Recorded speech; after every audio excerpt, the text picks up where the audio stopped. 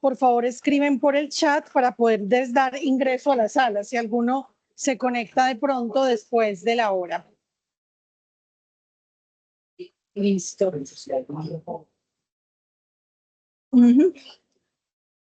¿Listo?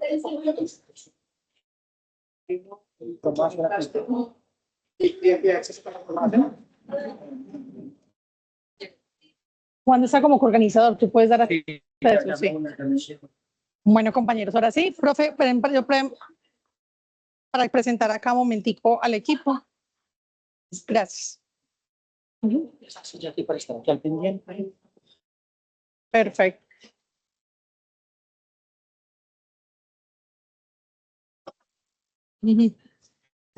Bienvenidos y bienvenidas nuevamente. Gracias por estar en esta reunión informativa de preparación a su expedición a Egipto. Queremos, el profesor Juan David y yo, desde la Universidad Pontificia Bolivariana, agradecerles en hacer parte de este grupo, tanto a los compañeros que están conectados vía Teams como los compañeros que nos acompañan de forma presencial el día de hoy.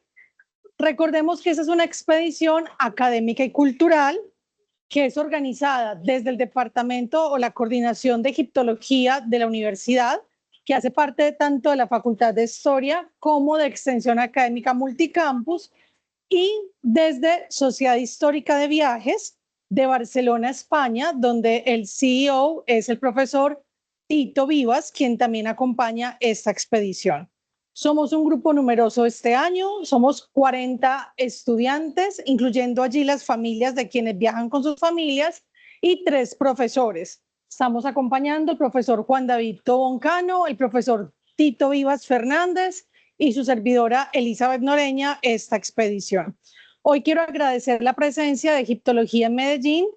Tenemos con nosotros a la diseñadora gráfica, artista plástica, Alexandra Herrera, quien le pido que se ponga de pie un momentico. Alexandra, además de ser la artista plástica que en Egiptología en Medellín hace y diseña las réplicas de arte egipcio, la línea de vestuario, de bolsos, de agendas, está el día de hoy con nosotros porque Egiptología de Medellín siempre ha sido, digamos, un pilar fundamental en la construcción de este sueño de egiptología en Colombia. Agradecemos también la presencia de Maui García, que como les comentaba esta mañana en el Palacio Egipcio es el encargado de la parte audiovisual, es productor multimedial, los videos bonitos que ustedes ven en redes, los videos que quedan bien producidos de clases, grabaciones y los bonitos recuerdos que ustedes van a conservar de esta experiencia es gracias al profesionalismo de Maui y su equipo, porque se van a dar cuenta en Egipto que tendrán una cámara muy detrás de ustedes, pero que bueno, son los recuerdos que nos quedan de estas experiencias. En el grupo les acabo de enviar la presentación para que vamos todos al mismo tiempo en cada una de las diapositivas. El título de la expedición a Egipto está inspirado, en una obra muy bonita de C.W. Seram que se llama Dioses, tumbas y sabios. Entonces, la estructura, como se hace toda esa parte académica y cultural de la expedición, está inspirada en este libro, si de pronto alguna tiene la oportunidad de acercarse a esta obra. Y como lo decíamos en un inicio, junto con el profesor Juan David, este es un formato de viaje de la Universidad Pontificia Bolivariana en alianza con Sociedad Histórica de Viajes de Barcelona, España. Ay, no les he compartido, qué pena a los compañeros vía Teams. Regálenme un segundo que ustedes no están viendo en este momento la pantalla. Ya mismo les comparto la pantalla a los compañeros vía Teams. Ahora sí se ve el profe Juanda, ¿cierto? Bueno, compañeros vía Teams, como les decíamos, Dioses, tumbas y sabios, el nombre que lleva nuestra expedición académica inspirada en el libro de C.W. Seram. Y comenzamos el recorrido y nuestra primera parada, porque el recorrido del itinerario se hace en orden cronológico. Muchas veces pensamos llegar a Egipto y lo primero que vamos a pensar es en las pirámides de la meseta de Giza, digamos que lo que tenemos en nuestra mente. Esa no es la actividad del primer día. El primer día arranca en la necrópolis de Saqqara, donde vamos a tener muchas actividades. Puede ser el día incluso más movido. Tenemos a la profesora Beatriz Campillo, que quiero hacer este paréntesis, profesora de nuestra universidad. Ella es egresada de la Facultad de Ciencias Políticas y está finalizando su doctorado en filosofía también en la universidad.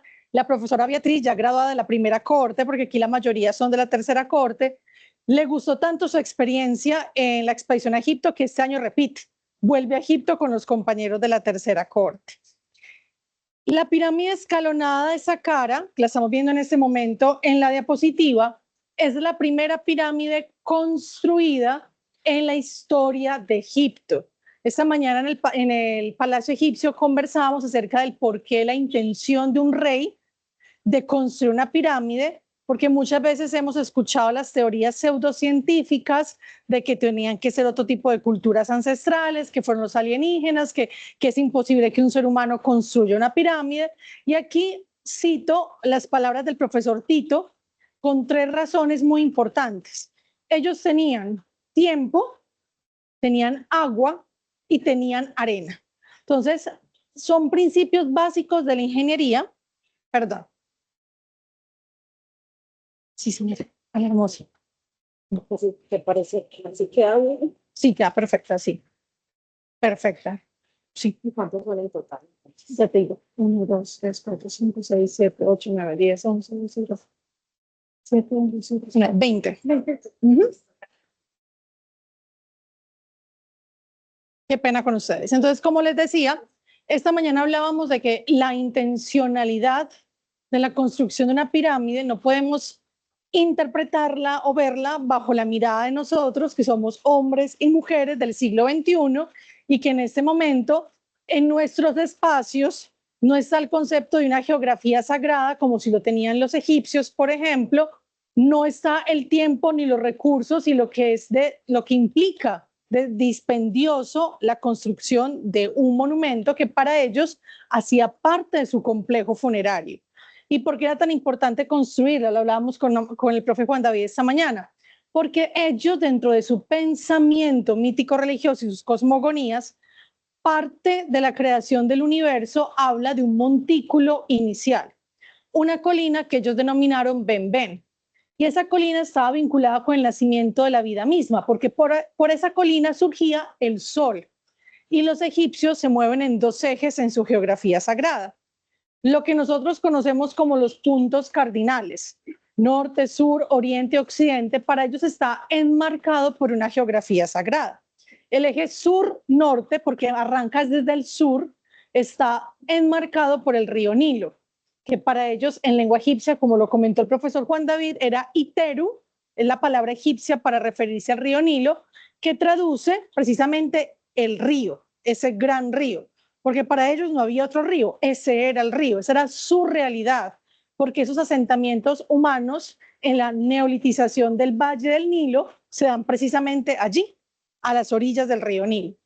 Y el otro elemento importantísimo de su geografía sagrada era el sol que nace por oriente y se oculta por occidente.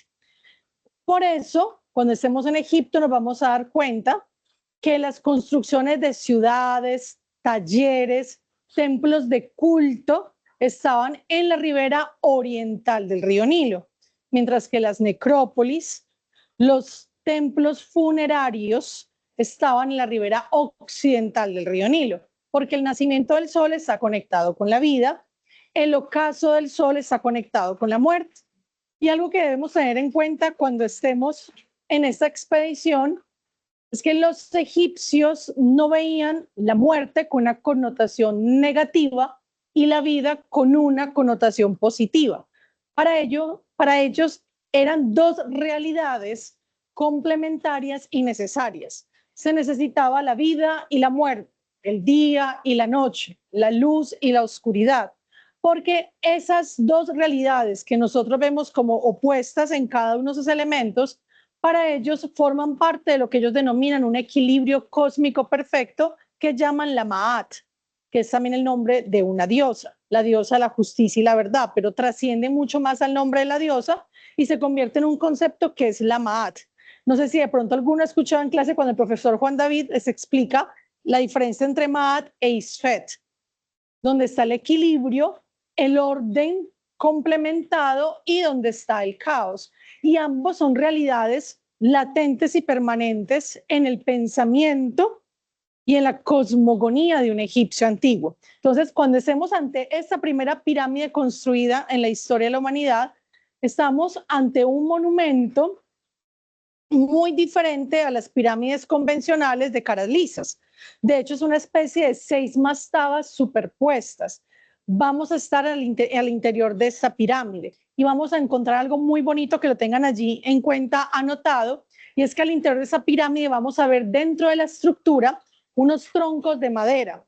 Los troncos de madera que están en la parte interior de la pirámide son originales de la época de construcción. Estamos hablando de dinastía 3, reino antiguo. Son madera, de hecho son madera del Líbano, son cedros del Líbano y están allí en perfectas condiciones.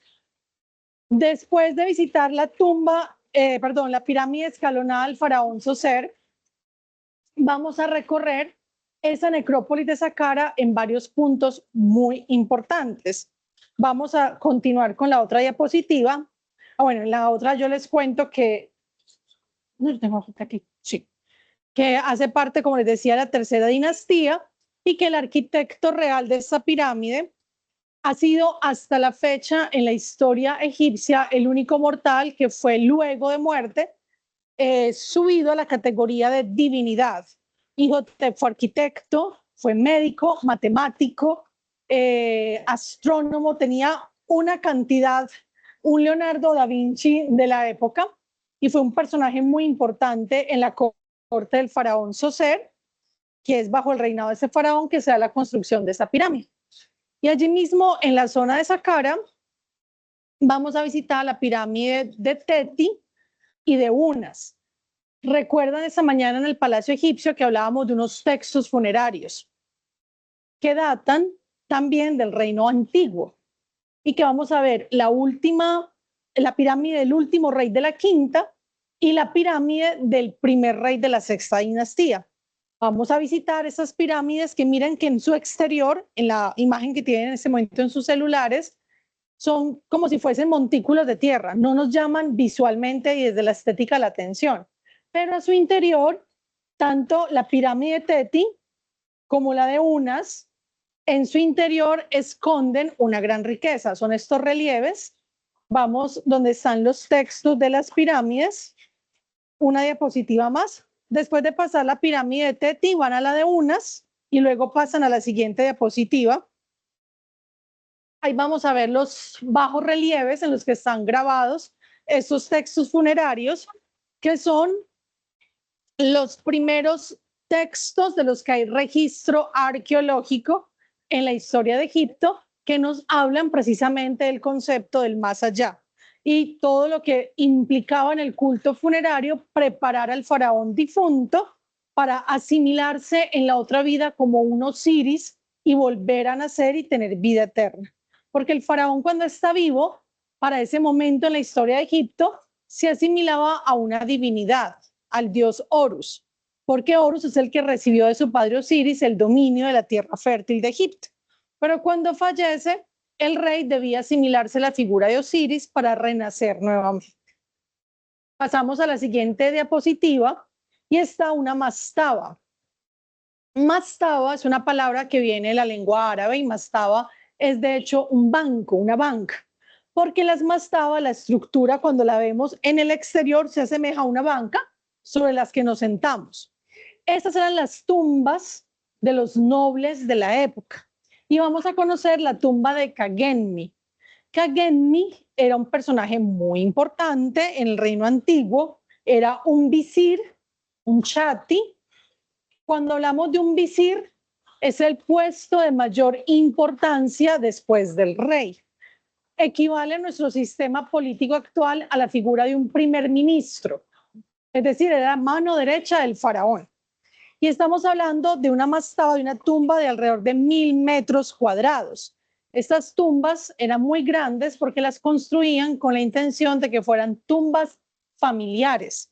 Es decir, que hubiesen habitaciones para que a la medida que iban falleciendo o la esposa o los hijos, tuviesen allí en ese recinto sagrado el espacio para los miembros de su familia más cercanos.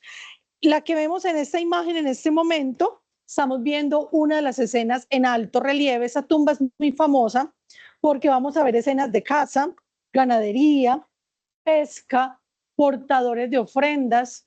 Las mastabas tienen una gran riqueza para la egiptología porque sucede algo muy bonito en las tumbas. Se hacían los textos que aparecen allí inscritos, es algo que en la literatura egipcia, lo van a ver en el módulo de literatura que es el último, se conoce como los textos autobiográficos. Y era que el difunto hacía gala de su conocimiento, de su currículum vitae, así como yo ahorita presenté a la profesora Beatriz y conté es egresada a la Facultad de Ciencias Políticas, está finalizando un doctorado en filosofía. Eso mismo que yo hice con ella aparecía en las tumbas, pero aparecía narrado en primera persona del singular. Es decir, el mismo difunto, como si estuviese hablando a quién entrase, de quién fue él, qué títulos ostentó, y es por eso que las mastabas para la egiptología son tan importantes, porque esa descripción tan profusa que encontramos en las tumbas nos permite conocer la cotidianidad de Egipto, porque después de dar gala de todo su currículo, todos sus cargos, todos sus nombramientos, comienza a contar lo que pasaba en el Egipto de su época. Y es por eso que se retratan tantas escenas de la vida normal en comunidad, de la vida cotidiana en el antiguo Egipto y de la vida familiar. Entonces, las tumbas son un gran tesoro por eso, y sé que van a enamorarse de la tumba de Khagenmi porque los colores están totalmente vivos y perfectos. Ustedes van a sentir cuando entren como si la tumba lo hubieran hecho ayer. Entonces, va a ser un momento muy bonito dentro de la expedición. Luego, ese mismo día, salimos de Saqqara y nos vamos a una zona, una planicie, que se conoce con el nombre de Dashur. En Dashur vamos a conocer otras dos pirámides. Y atención, como dice el profesor Juan David, atención, prolegómenos 1, profe. Estas dos pirámides son las primeras de caras lisas, porque la pirámide que había antes de esta era la escalonada, que eran como 6 mastabas superpuestas. En Dashur vamos a ver las primeras de caras lisas. De hecho, el rey que construye estas pirámides es el papá del famoso faraón Keops, el de la Gran Pirámide. Es el faraón Snefru. Snefru es el primero en construir pirámides de caras lisas. Y aquí vamos a conocer la pirámide romboidal o pirámide acodada, que la tenemos en este momento en la diapositiva. Espero que todas la estén viendo. Esta pirámide es muy valiosa por algo. No sé si notan en la imagen que se ve un revestimiento de un color más clarito. Las pirámides, en su momento original de construcción, sobre la piedra caliza tenían un revestimiento de caliza pulimentada blanca, lo que hacía que cuando tocaban los rayos del sol la pirámide hubiese un reflejo muy hermoso, y en la cúspide había un elemento que se conoce como el piramidión y estaba revestido de oro. Las pirámides originales eran así. Esta pirámide incluso la que más conserva, más que las de Giza, la parte del revestimiento de la caliza blanca pulimentada, porque en las de Giza la única que conserva un poquito el revestimiento es la de Kefren. En la egiptología lo conocemos como Jafra o Cafre, y lo conserva solamente en la parte final cerca a la punta. Pero esta, como pueden ver, gran parte de la pirámide conserva su cara pulimentada. Y esta es la pirámide roja, que están ahí, una está vecina a la otra. Y ustedes me van a preguntar, profe, pero ¿para qué un faraón va a tener dos pirámides en un mismo lugar? Recordemos, como decía el profesor Juan David esta mañana, que hay que estar muy atentos a la simbología detrás de algo. Entonces, el pueblo egipcio era un pueblo altamente religioso. Sabemos que duró más de 3.500 años en la historia precisamente porque tenía tan bien estructurado su pensamiento mítico religioso que sustentó su ciencia, su arte, sus letras y su vida en el día a día. Entonces, los reyes querían siempre resaltar que eran los señores de las dos tierras, porque Egipto en un comienzo estuvo separado. Había Alto Egipto y Bajo Egipto. Alto Egipto corresponde al sur del territorio. ¿Y por qué el alto es abajo? Porque ellos están mirando es el curso del río Nilo. Y el río Nilo nace desde el sur, nace por allá en los lagos de Etiopía, pero obviamente cuando lo ven entrar en su territorio, lo ven entrar desde el sur. Entonces, el Alto Egipto es hacia el sur, el Bajo Egipto es hacia el norte, cuando nos vamos acercando al delta, porque el río Nilo, cuando va llegando a la parte norte del territorio, se ramifica en eso que se conoce como el delta, y de aquí se va a desembocar al mar Mediterráneo.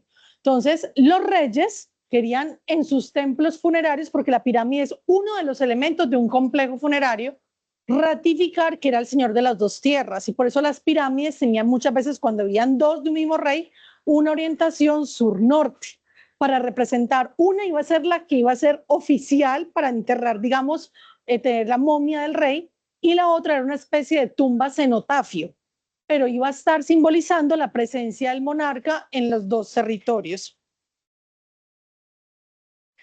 Y luego, ya el día siguiente vamos a tener el día 2. Todo lo primero que expliqué es el día 1, por eso dije que el día 1 era el día más pesado. O sea, el día 1 conocen en total 5 pirámides, 2 tumbas. Sí, el primer día es...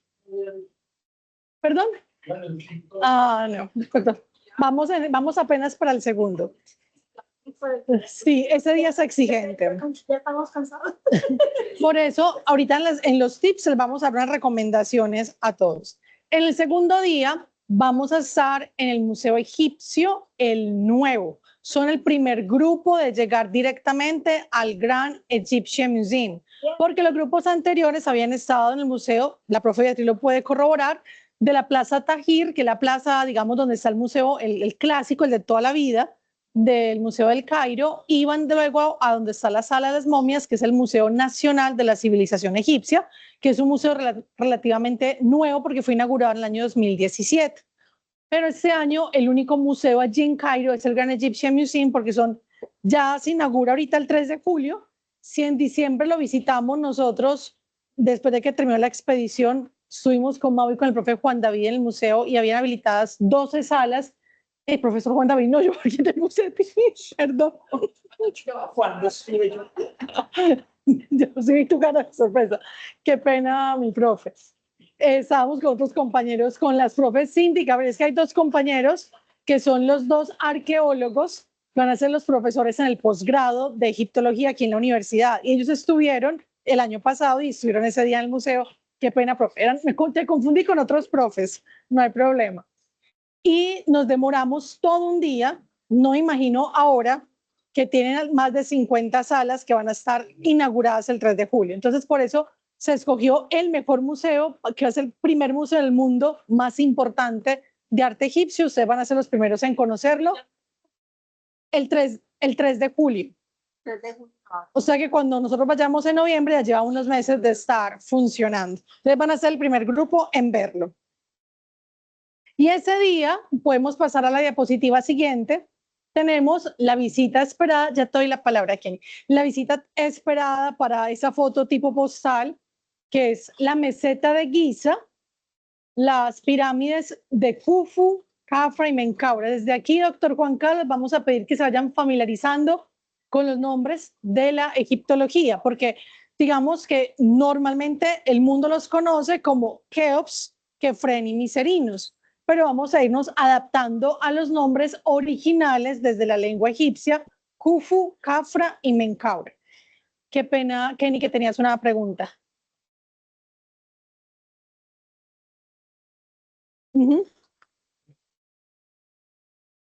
Sí. No sé. Ay, no sé. Hasta ayer era el 3 de julio. No sé si va a pasar algo. Ay, no creo, esperemos que no, porque lo están abriendo completo desde pandemia. Igual como te digo, nosotros que estuvimos en diciembre, el profe Juanda no, ya. Sí, que estuvimos en diciembre, Kenny, y que no estaba inaugurado oficialmente completo, pero estaba llenísimo. Y yo decía, o sea, uno porque no sabe cómo va a quedar completo, pero para mí ya en diciembre todo el recorrido que hicimos estaba súper completo. Más completo incluso que el del Cairo, que ya hay ciertas cositas que se han trasladado, otras que no están en la mejor grado de conservación, porque digamos que el Museo del Cairo tradicional todavía no está como con los estándares actuales de museografía. Entonces hay piezas que se ven muy expuestas, la etiqueta todavía escrita a máquina de escribir, mientras que tú vas a ver otro tipo de tecnología diferente en el Museo Nacional de la Civilización Egipcia, que con la profe Beatriz lo conocieron el año pasado, y el Gran Egyptian Museum. Entonces, como les decía, luego del museo tenemos la visita a las pirámides. En las pirámides, perdón, la entrada a la Gran Pirámide es opcional, allí está escrito en el documento. El que ese día quiere, dice yo quiero, yo puedo, no sufro de claustrofobia, no me duelen las rodillas, no tengo ninguna dificultad, el profetito lo acompaña para que saque el tiquete adicional y pueda entrar a la Gran Pirámide. Las pirámides que vimos ahorita en Saqqara, la de Teti, la de Unas y luego la de Dashur, no tienen un valor adicional, sino que el que quiere entrar puede entrar. Pero en Giza, la Gran Pirámide, la más reconocida, sí tiene un valor extra. Por eso en el documento dice, quien desea ese día, se acerca al profesor Tito y al guía, porque siempre vamos a estar con un guía egipcio, porque aunque estén con 3 profesores egiptólogos, Egipto como país tiene una ley donde a los lugares que son monumentos y patrimonio, sí o sí, así tú seas egiptólogo, tengas doctorado, postdoctorado, lo que sea, no puedes estar con un grupo si no estás con un guía egipcio certificado, pero sobre todo nacionalizado, o sea, bajo la ley egipcia tiene que ser egipcio de nacimiento. Entonces, por eso es que siempre vamos a estar con un guía. El guía es de habla hispana, entonces no hay ningún problema en la comunicación. Entonces, sí. Dependiendo, si entras a la pirámide, delante de ti no hay muchas personas, tú lo puedes hacer en 20 minutos. 15 minutos, si no. No, es más cuando llegas, realmente es una rampa donde vas a estar caminando en cuclillas una parte, agachadita en otra, en posición recta en otra, y llegas a la gran cámara funeraria donde hay un sarcófago de piedra. Es lo único que hay allí, porque no hay textos como en las otras pirámides. En Saqqara, cuando vayamos a ver las de Unas y la de Teti, son pequeñas, pero es mucho más fácil el acceso y si son pirámides que tienen, digamos, mucha decoración. La pirámide de Keops no, es más como ese reto personal que tiene alguien que va a Egipto y quiere sentir una experiencia Indiana Jones y entrar. Pero hago la claridad de que esa parte no está incluida. Obviamente tienen el tiempo para hacerlo, pero que quien lo quiera lo dice en ese momento para que con el guía le entreguen el tiquete de esa pirámide. Sabemos lo que ya habíamos hablado ahorita, de que esta última morada del faraón tiene un carácter, para que pasemos a la otra diapositiva, simbólico, religioso. De hecho, también la forma de la pirámide, además de simular una montaña, como les decíamos esta mañana, en esa planicie de Giza no había montañas, entonces ellos tenían que crear una montaña artificial para emular esa salida del sol. De hecho, se ve claramente entre la pirámide de Keops y la de Kefren, la salida, simulando ese ajet, ese horizonte, esa colina primordial. También había una característica muy importante, es que en la cuarta dinastía, de donde son esas pirámides, comienza a darse un concepto en la religión egipcia que se llama la solarización. Y ya los reyes no quieren ser simplemente la encarnación de Horus, que fue el que recibió de su padre Osiris el dominio sobre la tierra fértil. No, ellos ya quieren ser directamente el hijo del dios. Entonces comienza una titulatura nueva que la trabajamos en clase, que se conoce como Sarra, hijo de Dios, hijo del sol.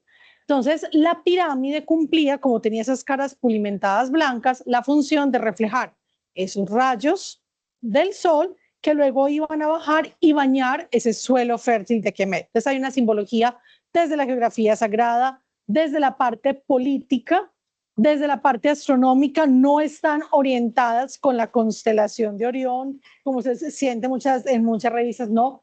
La pirámide es una estructura que hace parte de lo que se conoce como la arquitectura solar, está conectada es con el concepto de la solarización y obviamente cumplía una función de tumba, de ser la última morada del rey. Sí, sigue el profesor Juan David con grecorromano. Ah, bueno, no, pero grecorromano. Dale, profe. Sí, para tener un poquito de voz. Sí. Sí, los templos que siguen son grecorromanos. Sigue la sección de templos. O ya estamos en otro día, ya dejamos. Estamos en, Sí, no, estamos en el tercero y todo lo demás como el día primero, como la novena de Navidad. Mire, perdón, préstale para que me escuchen, porque si no. sí, claro, claro.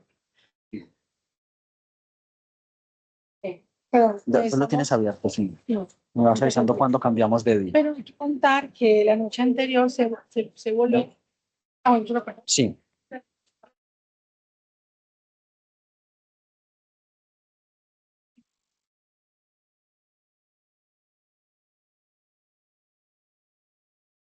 Muchachos, aquí, ay, gracias. Una aclaración para que lo tengamos presente.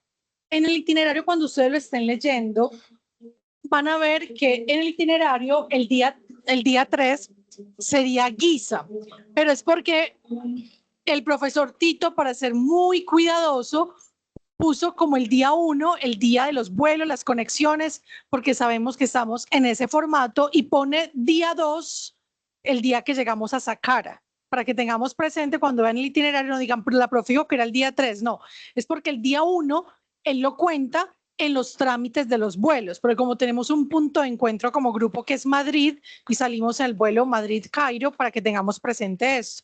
Por eso en el itinerario vemos que el día 2 es Saqqara y que el día 3 es el Grand Egyptian Museum y Giza. Entonces sería el día 4 cuando llegamos al sur del país. Para llegar al templo que va a explicar el profesor Juan David, que es uno de los templos más hermosos, es una isla que es un templo, el templo de Philae, es porque previamente el día 3, el día anterior, el día de Giza, salimos en el vuelo nocturno más tarde rumbo a Asuán, el primer vuelo doméstico. El vuelo Cairo-Asuán. Dormimos en Asuán para estar tranquilos al otro día, llegar a hacer el check-in en el barco y de ahí desplazarnos al templo de Philae que les va a explicar el profesor Juan David. Quienes han tenido presente en las cohortes el periodo grecorromano recordarán que este templo es muy especial porque básicamente es el corazón del culto a la diosa Isis durante el periodo grecorromano. Pero es que además este templo posteriormente sirvió al cristianismo egipcio para el culto mariano. Y de hecho, muchos de los textos, que por tiempo lógicamente no nos da para explicar aquí, pero muchos de los textos que en la tradición cristiana tenemos en homenaje a la Virgen, tienen una base con los textos en honor a la diosa Isis que se recitaban en el templo de Philae. Por ejemplo, algunos de ustedes en algún momento habrán escuchado las llamadas letanías de la Virgen en el rosario, ¿no? Madre de Dios, ruega por nosotros, Virgen tal, ruega por nosotros, Virgen prudentísima, Madre de todas. En el antiguo Egipto, en este templo y en el culto a Isis tenemos una tradición de algo que se llaman las aretalogías, los himnos isíacos, y son un precedente precisamente y están en la base de ese culto tan importante. Entonces, y en Roma también, sí señor, porque el culto a Isis desde este templo, y por eso es que este templo es importante, porque el culto a Isis se expandió desde este templo por todo el Mediterráneo. Incluso tenemos referencias al culto a Isis en Londres. O sea, imagínese una diosa que viene del Nilo, del país del Nilo, acostumbrada al clima del Nilo, en pleno Londres, con lo lluviosa que es Londres, que llueve día sí, día no, día también. Entonces, desde este lugar se proyectó el culto a Isis, para que te escuchen los compañeros de TICS. También uno en Barranquilla, en el Museo del Carnaval en Barranquilla, hay unas fotos donde dicen que ese culto a Isis, pero en Roma, en esas procesiones que hacían en Roma con Isis, de allí también hay unos danzantes y todo, y que de ahí nacieron los danzantes en los carnavales. Sí, en el culto a Isis ya había esa presencia de danzantes, de bailarines, de plañideras, de todo un staff, por llamarlo de alguna manera. Y este templo es especial porque también conserva la relación con la antigua Roma. Entonces tenemos un kiosco muy especial en ese contexto que está construido precisamente también en el periodo romano, así que es un enclave bastante especial, sobre todo quienes en la primera y en la segunda y en la tercera corte han podido estudiar con juicio los templos de este periodo, podrán contemplarlo de una manera muy especial. Bien. Continuamos, la profe Eli me verifica por favor los días porque no sabemos, no tengo aquí el...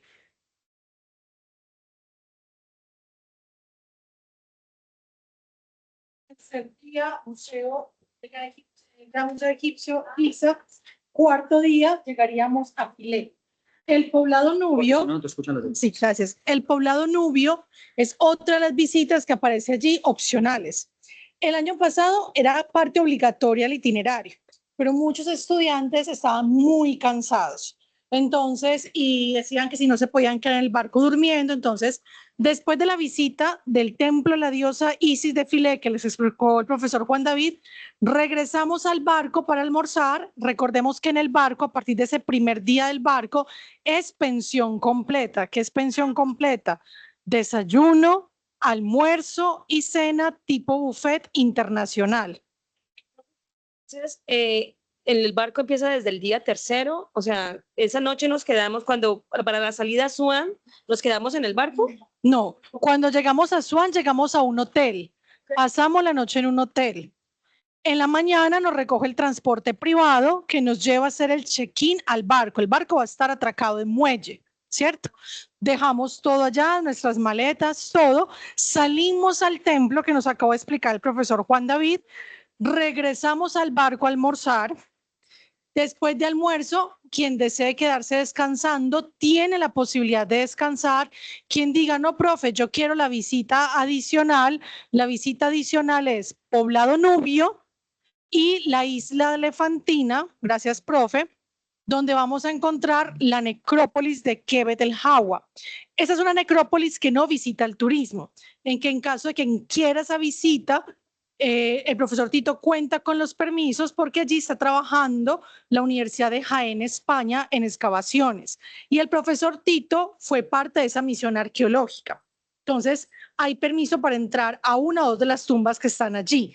Pero esa visita a esta necrópolis, que es en la isla Elefantina, estamos en la zona de Asuán, y el poblado nubio, son dos visitas que son opcionales en la tarde, quien desee.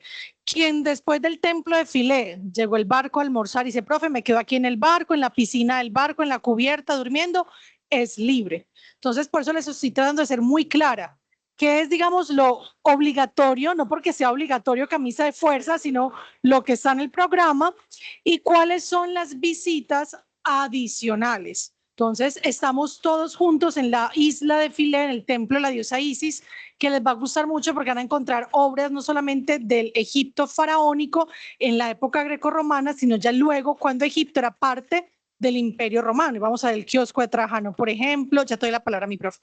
Entonces, es importante saber que le dedicamos toda la mañana a ese templo porque hay mucho que recorrer allí. Algo clave para que lo tengan anotado. En el templo de Filé está la última inscripción jeroglífica de la historia de Egipto, que se hizo en el año 354 después de Cristo y que está haciendo referencia a un dios nubio, al dios Mandulius, y está allí en el templo de Filé. El último registro de escritura jeroglífica está en ese templo. Entonces, como para que lo tengamos allí, porque creo que es un relieve importante verlo, para quienes estamos obviamente en el programa de egiptología, saber cuál fue esa última inscripción que quedó y que ya estamos hablando de un Egipto que ya no era el Egipto, sino que ya estaba, digamos, Roma haciendo presencia en el territorio. Como les decía, de ahí regresamos al barco, almorzamos, quienes se queden al barco se quedan tranquilitos porque el barco va a estar en muelle atracado ese día. Quienes desean la visita adicional pueden ir con el profesor Tito y con el guía al poblado nubio y a la necrópolis de Quebec del Jagua en Elefantina. Aquí hago una salvedad, profe, antes de darte la palabra. ¿Quién tiene dentro de su fuero interno ese gran deseo de montar en camello? Nosotros, tanto como UPB, como Sociedad Histórica, como Egiptología de Medellín y como profes, cuidamos siempre la vida y no estamos de acuerdo con el turismo animal. En Giza, que es digamos lo más turístico, donde todo el mundo monta camello, los camellos son muy descuidados y muy maltratados. Quienes van a hacer esa visita adicional en Quebec del Jagua, como no llegan los turistas, solamente hay un poblado allí de campesinos nativos y de hecho conocen al profe Tito, porque como trabajó tantos años allí, digamos, lo conoce la comunidad. Ellos crían sus camellos, pero no para la explotación del turismo, sino que los tienen allí.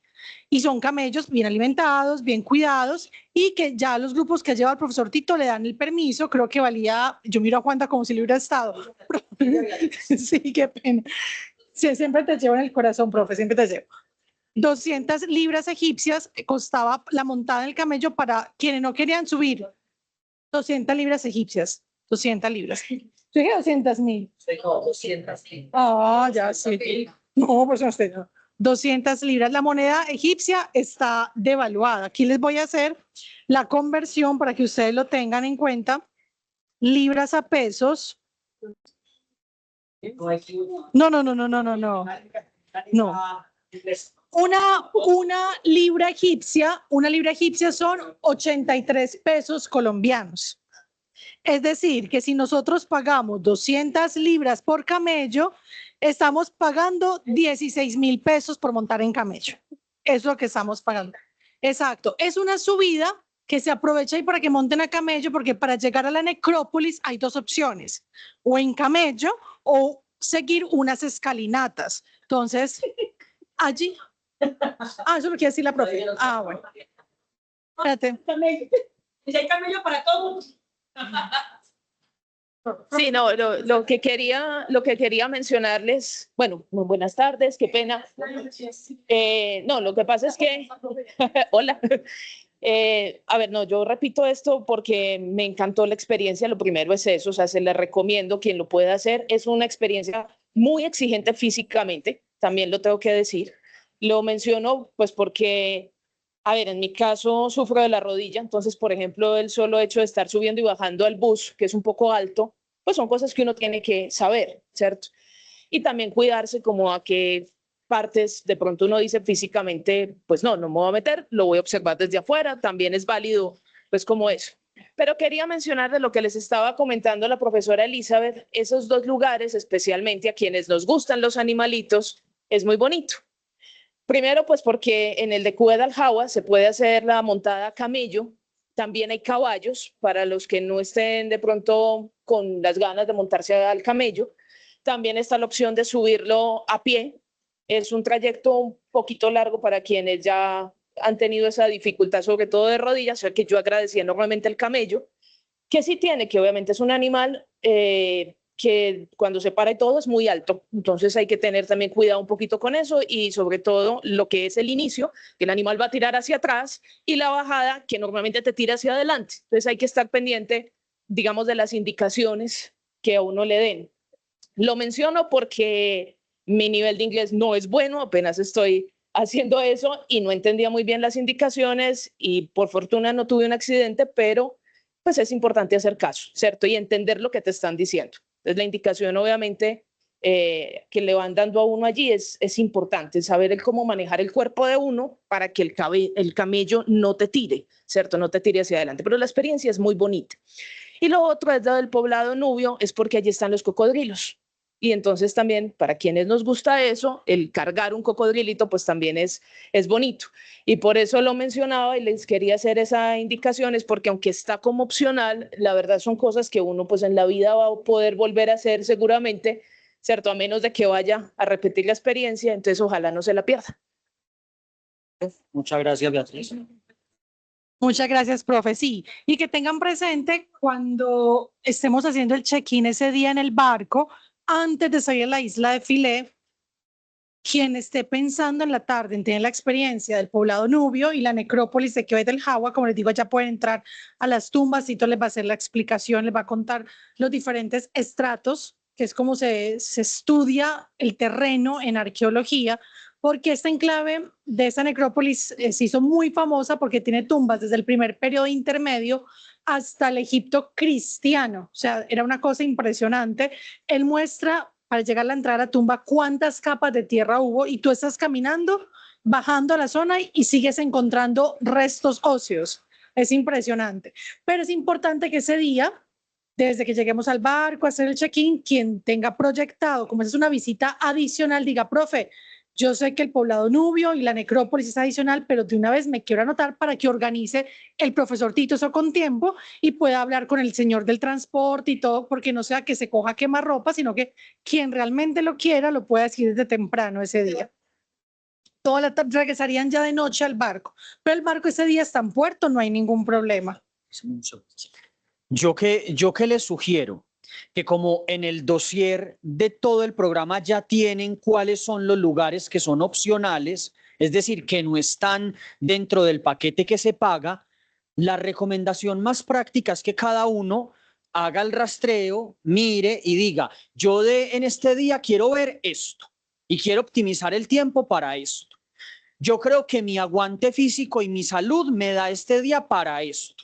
¿Sí? Entonces, que ustedes puedan ya ir desde aquí con la claridad de qué quieren ver de eso que está por fuera y que puedan calcular también lo que les va a costar para que no tengan problemas con el tema de la moneda, con el tema de los pagos y demás, sobre todo porque también lo que en otros viajes y en otras expediciones comentaban en las evaluaciones era que, por ejemplo, se pudiese descansar un poco porque, como decía Juan Carlos, y como Beatriz, por ejemplo, nos ha contado y demás, el nivel de exigencia física, pues es importante, ¿no? Entonces, que ustedes puedan determinar, por ejemplo, que si en las mañanas son las visitas grupales, como en este día que las otras son opcionales, si se sienten muy cansados, muy agotados, no necesariamente tienen por qué hacerla en caso de que no lo quieran. Yo lo que les sugiero, por mi experiencia de viajes en el extranjero, con otros grupos es que analicen qué les gustaría ver, qué interés, qué puntos de interés, porque, por ejemplo, ven que en las pirámides que vamos a ver que están incluidas, están pirámides con textos y demás, mientras que la Gran Pirámide es solamente la cámara funeraria, sin más. Es más como el interés de decir, estuve dentro de la cámara funeraria de la Gran Pirámide. Pero si ustedes ven que viendo lo que ya vieron, ya con eso tienen, y por ejemplo en Giza, se pueden dedicar a ver el paisaje, se pueden dedicar a ver el paisaje, la zona del paisaje de las pirámides, que lo puedan hacer. Muchos también querrán tener unas fotos bonitas porque pues el lugar es espectacular, que lo puedan hacer. Tengan en cuenta que, por ejemplo, en el caso de la Gran Pirámide, está el tema de los aromas, de algunos lo han sentido, otros no lo han sentido, allá no tanto. Es en las otras, que lo tengan en cuenta, que tengan en cuenta ustedes también, sí, sobre todo eso, que tengan, para allá voy, que tengan ustedes en cuenta que son lugares cerrados, que son lugares donde no siempre se puede ir de manera recta, tranquila, frontal, en algunas hay que agacharse. También algunos viajeros tuvieron en algunas pirámides episodios de caídas porque hay escalones, hay elementos que lo tengan en cuenta también, pero sobre todo eso, de cara... El ingreso.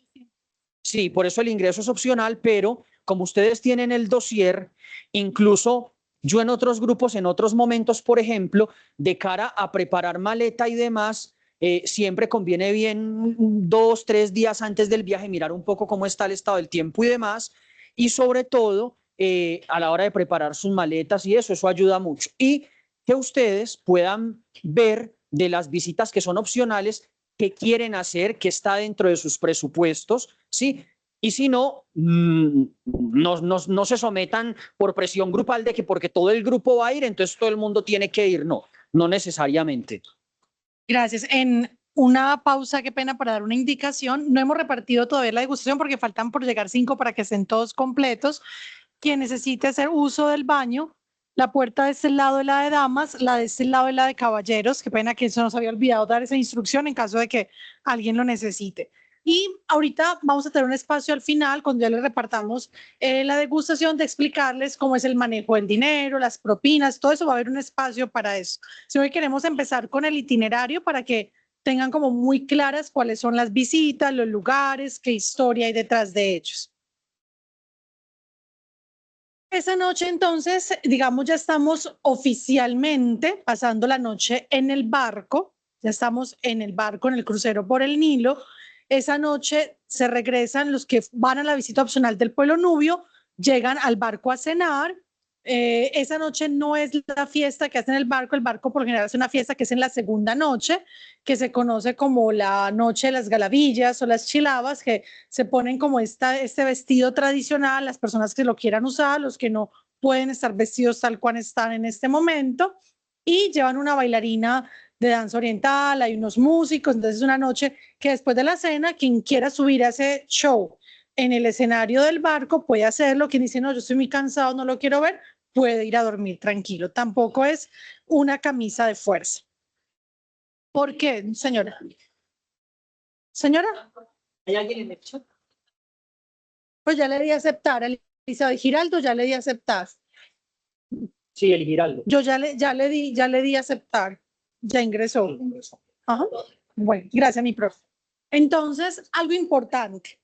Hay un día que es el día que más vamos a madrugar. Y es precisamente a ese día siguiente de nuestra primera noche en el bar. Esa es nuestra primera noche. Por eso ese día no hay la fiesta de las galavillas, es en la segunda noche. Porque al día siguiente, todos los cruceros que van a seguir allí, esa noche no hay navegación, el barco está quietecito en el muelle, junto con los demás cruceros. Porque al día siguiente nos levantamos más o menos a las 3 de la mañana, porque hay que estar a las 4 listos en el transporte, porque es la salida para Abu Simbel. Abu Simbel, el famoso templo de Ramsés II, de sus 4 colosos sedentes, que podemos estar ya en esa diapositiva de Abu Simbel. Y lo que pasa es que como es el sitio más turístico de todos los monumentos de Egipto, y queda desde Asuán, donde estamos en el barco, a donde está localizado el templo, más o menos 4 horas. Entonces, se sale de tan temprano porque siempre a la salida están todos los buses en fila con todos los diferentes grupos y hay controles de policía. Entonces, si tú te demoras en salir, te puede quedar el bus ahí parado un rato en esos controles, y lo cual va a hacer que sea más demorado el trayecto. Entonces, hay que estar muy puntuales, 4 de la mañana. Profe, entonces, ¿cómo es el desayuno? Los días que uno sale temprano, cuando estás saliendo del barco, los señores del barco te están esperando con una loncherita. A cada uno le entregan su loncherita del desayuno. Entonces podemos ir comiendo en el bus camino a Abu Simbel. Como salimos tan temprano, 4 de la mañana, llegamos muy temprano a Abu Simbel. En el recorrido es recto porque es recorrer en medio del desierto. Es una sola carretera. Ves desierto a un lado, desierto al otro. Es muy bonito porque se hace una parada técnica en un café para el baño y es en ese momento donde se ve el amanecer. Y es un amanecer precioso porque literal ves el nacimiento del sol saliendo de las arenas del desierto. Es una vista hermosa. Se ve el amanecer, volvemos al bus, terminamos el recorrido hasta llegar a Abu Simbel.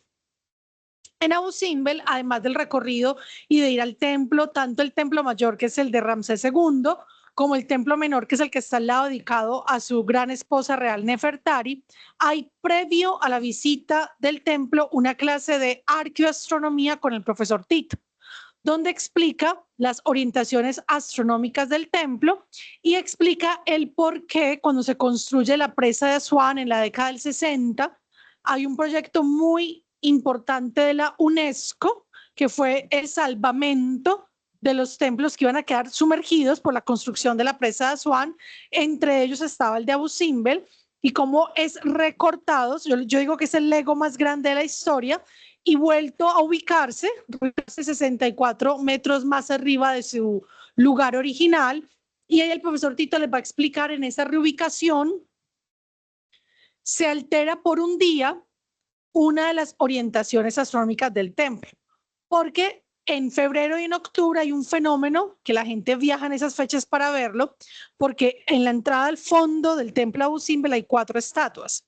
Vamos a ver a Ra-Horakhti, a Amón de Tebas, Ta de Memphis y a Ramsés II sentadito con ellos como si fuera otro dios.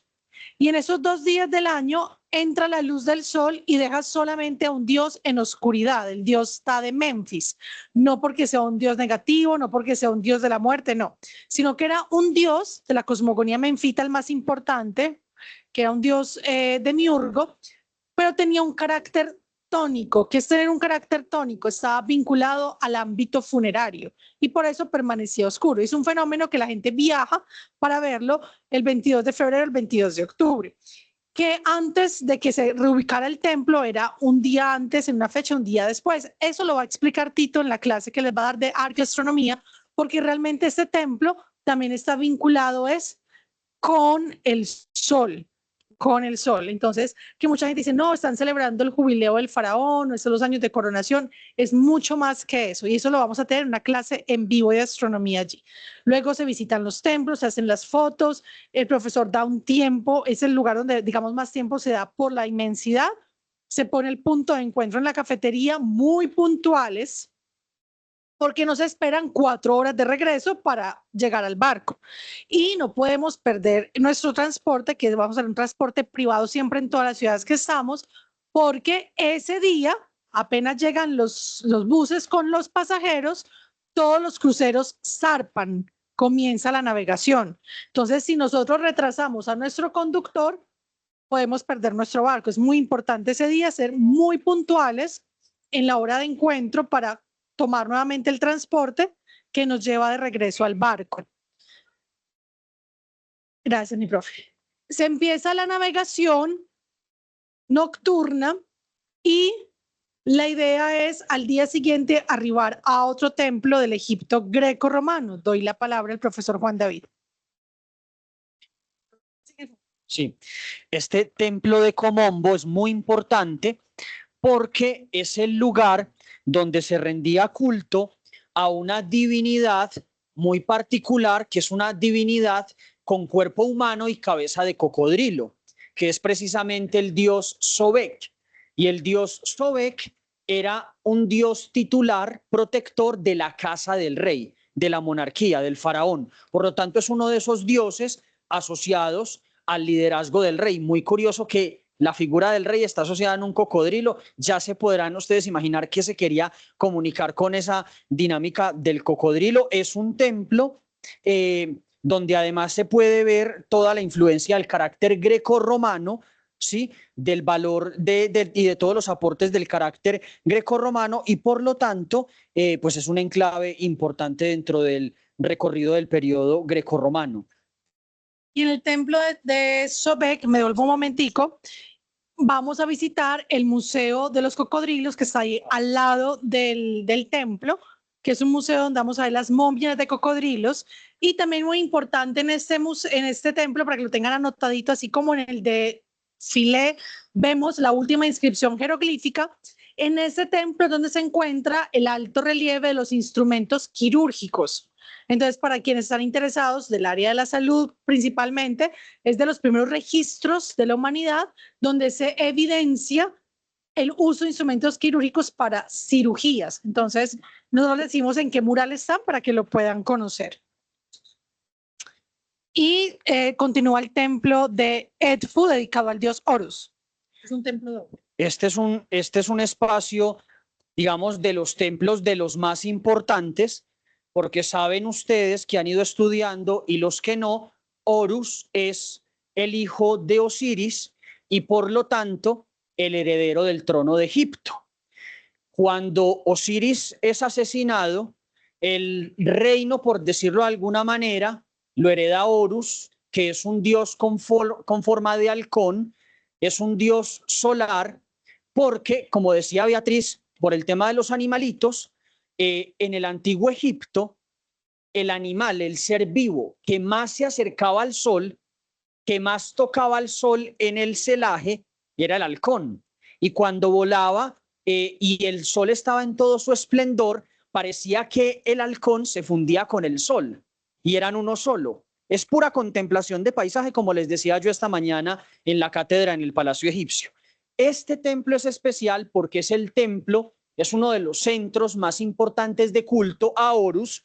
Como ustedes lo pueden ver, no sé si aquí está Mieli, las estatuas de Horus a los ingresos, en los ingresos, pero hay unas estatuas preciosas de Horus con la doble corona que precisamente está representando eso, que el rey es el sucesor de Horus. Entonces esa es como la cadena de sucesión. Primero Osiris, después Horus y después de Horus el faraón, el rey. Esa es como la cadena. Entonces por eso este templo tiene ese valor. No sé si Miguel quiere agregar algo más. Sí, en este templo, compañeros, vamos a prestar mucha atención porque se da una explicación larguita en este lugar, porque es el templo que cumple con todos los elementos de la arquitectura faraónica de un templo. Es decir, es un templo que se considera un templo doble porque está vinculado a la divinidad de Horus, pero hay dos Horus, Horus el viejo y Horus el joven. Y es un templo que vamos a poder observar todo, desde los pilonos, que son la parte trapezoidal a la entrada, que los pilonos que les contamos en el Palacio Egipcio pretenden también simular ese ajet, ese horizonte, las columnas, la sala hipóstila, los patios, o sea, toda la estructura que compone dentro de la geografía sagrada un templo, el templo de Edfu la cumple. Pero aquí voy a hacer un paréntesis técnico. El poblado de Edfu es quizás uno de los poblados más pobres y con una dinámica social más compleja de los que vamos a conocer. Entonces, ese día llegamos allá exclusivamente por el templo, o sea, la joya de la corona es el templo. Vamos a llegar en transporte en privado, que eso también es una muy buena gestión que se hace porque antes, por ley local, solamente permitían que los turistas llegaran al templo en las calizas, que son, les he dado como en Cartagena, los carruajes tirados por caballos. Obviamente se imaginarán en qué estado estarían los caballos. Entonces, ya digamos se ha logrado, pero lo que hay que hacer, como nos indicará el profesor Tito en este momento, nos bajamos rápidamente en el parqueadero, hacemos la visita, tenemos la explicación allá dentro del templo y al momento en que él diga salimos, salimos todos del templo, porque allá son mucho más insistentes los vendedores. Entonces, claro, nosotros venimos de una cultura donde somos amables, caritativos, bondadosos.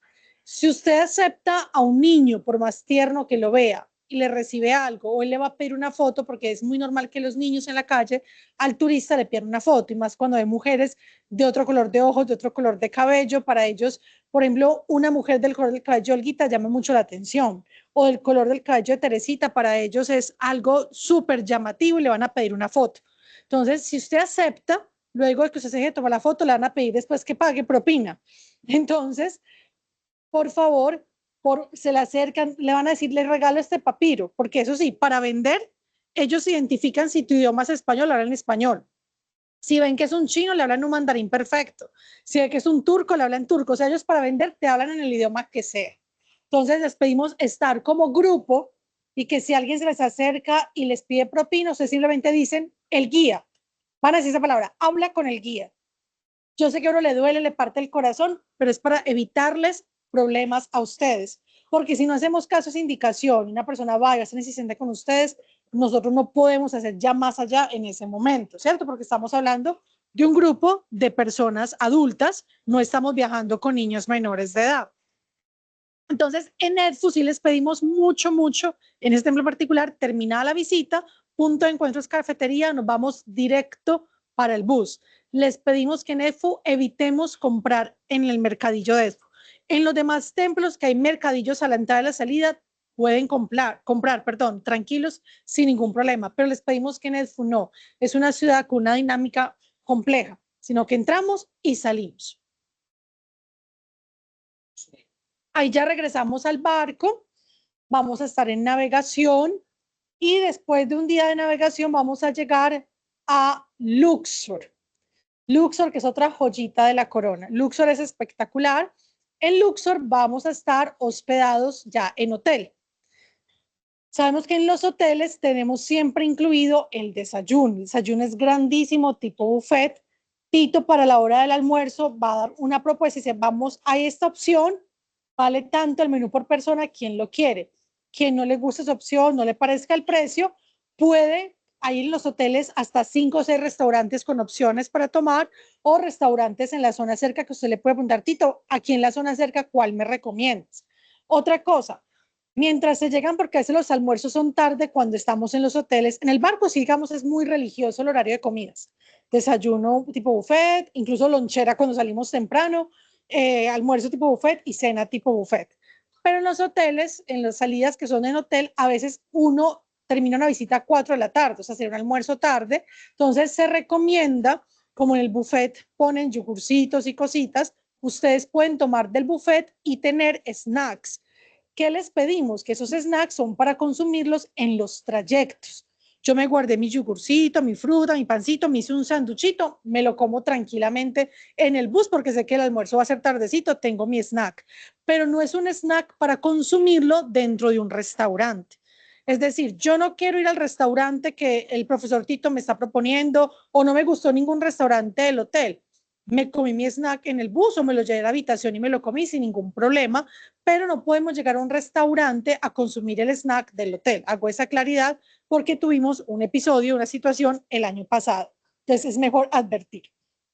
El templo de Luxor, vamos a ver la recién inaugurada, recién pues fue en el 2021, pero fue relativamente hace poco, Avenida de Esfinges, que de hecho para esa inauguración, en ese año 2021 pasaron dos cosas hermosas, queda de tarea para que lo busquen en YouTube, el desfile dorado de las momias, el Pharaoh's Golden Parade, que fue en el mes de abril, que fue, para mí, ha sido el evento más hermoso que yo he podido ver en mi vida. Estuvo televisado vía streaming en vivo más de 450 canales y plataformas. O sea, fue más visto que inauguración de los Juegos Olímpicos, donde se trasladaron las momias que estaban en el museo original del Cairo, de la Plaza Tahrir, al Museo Nacional de la Civilización Egipcia.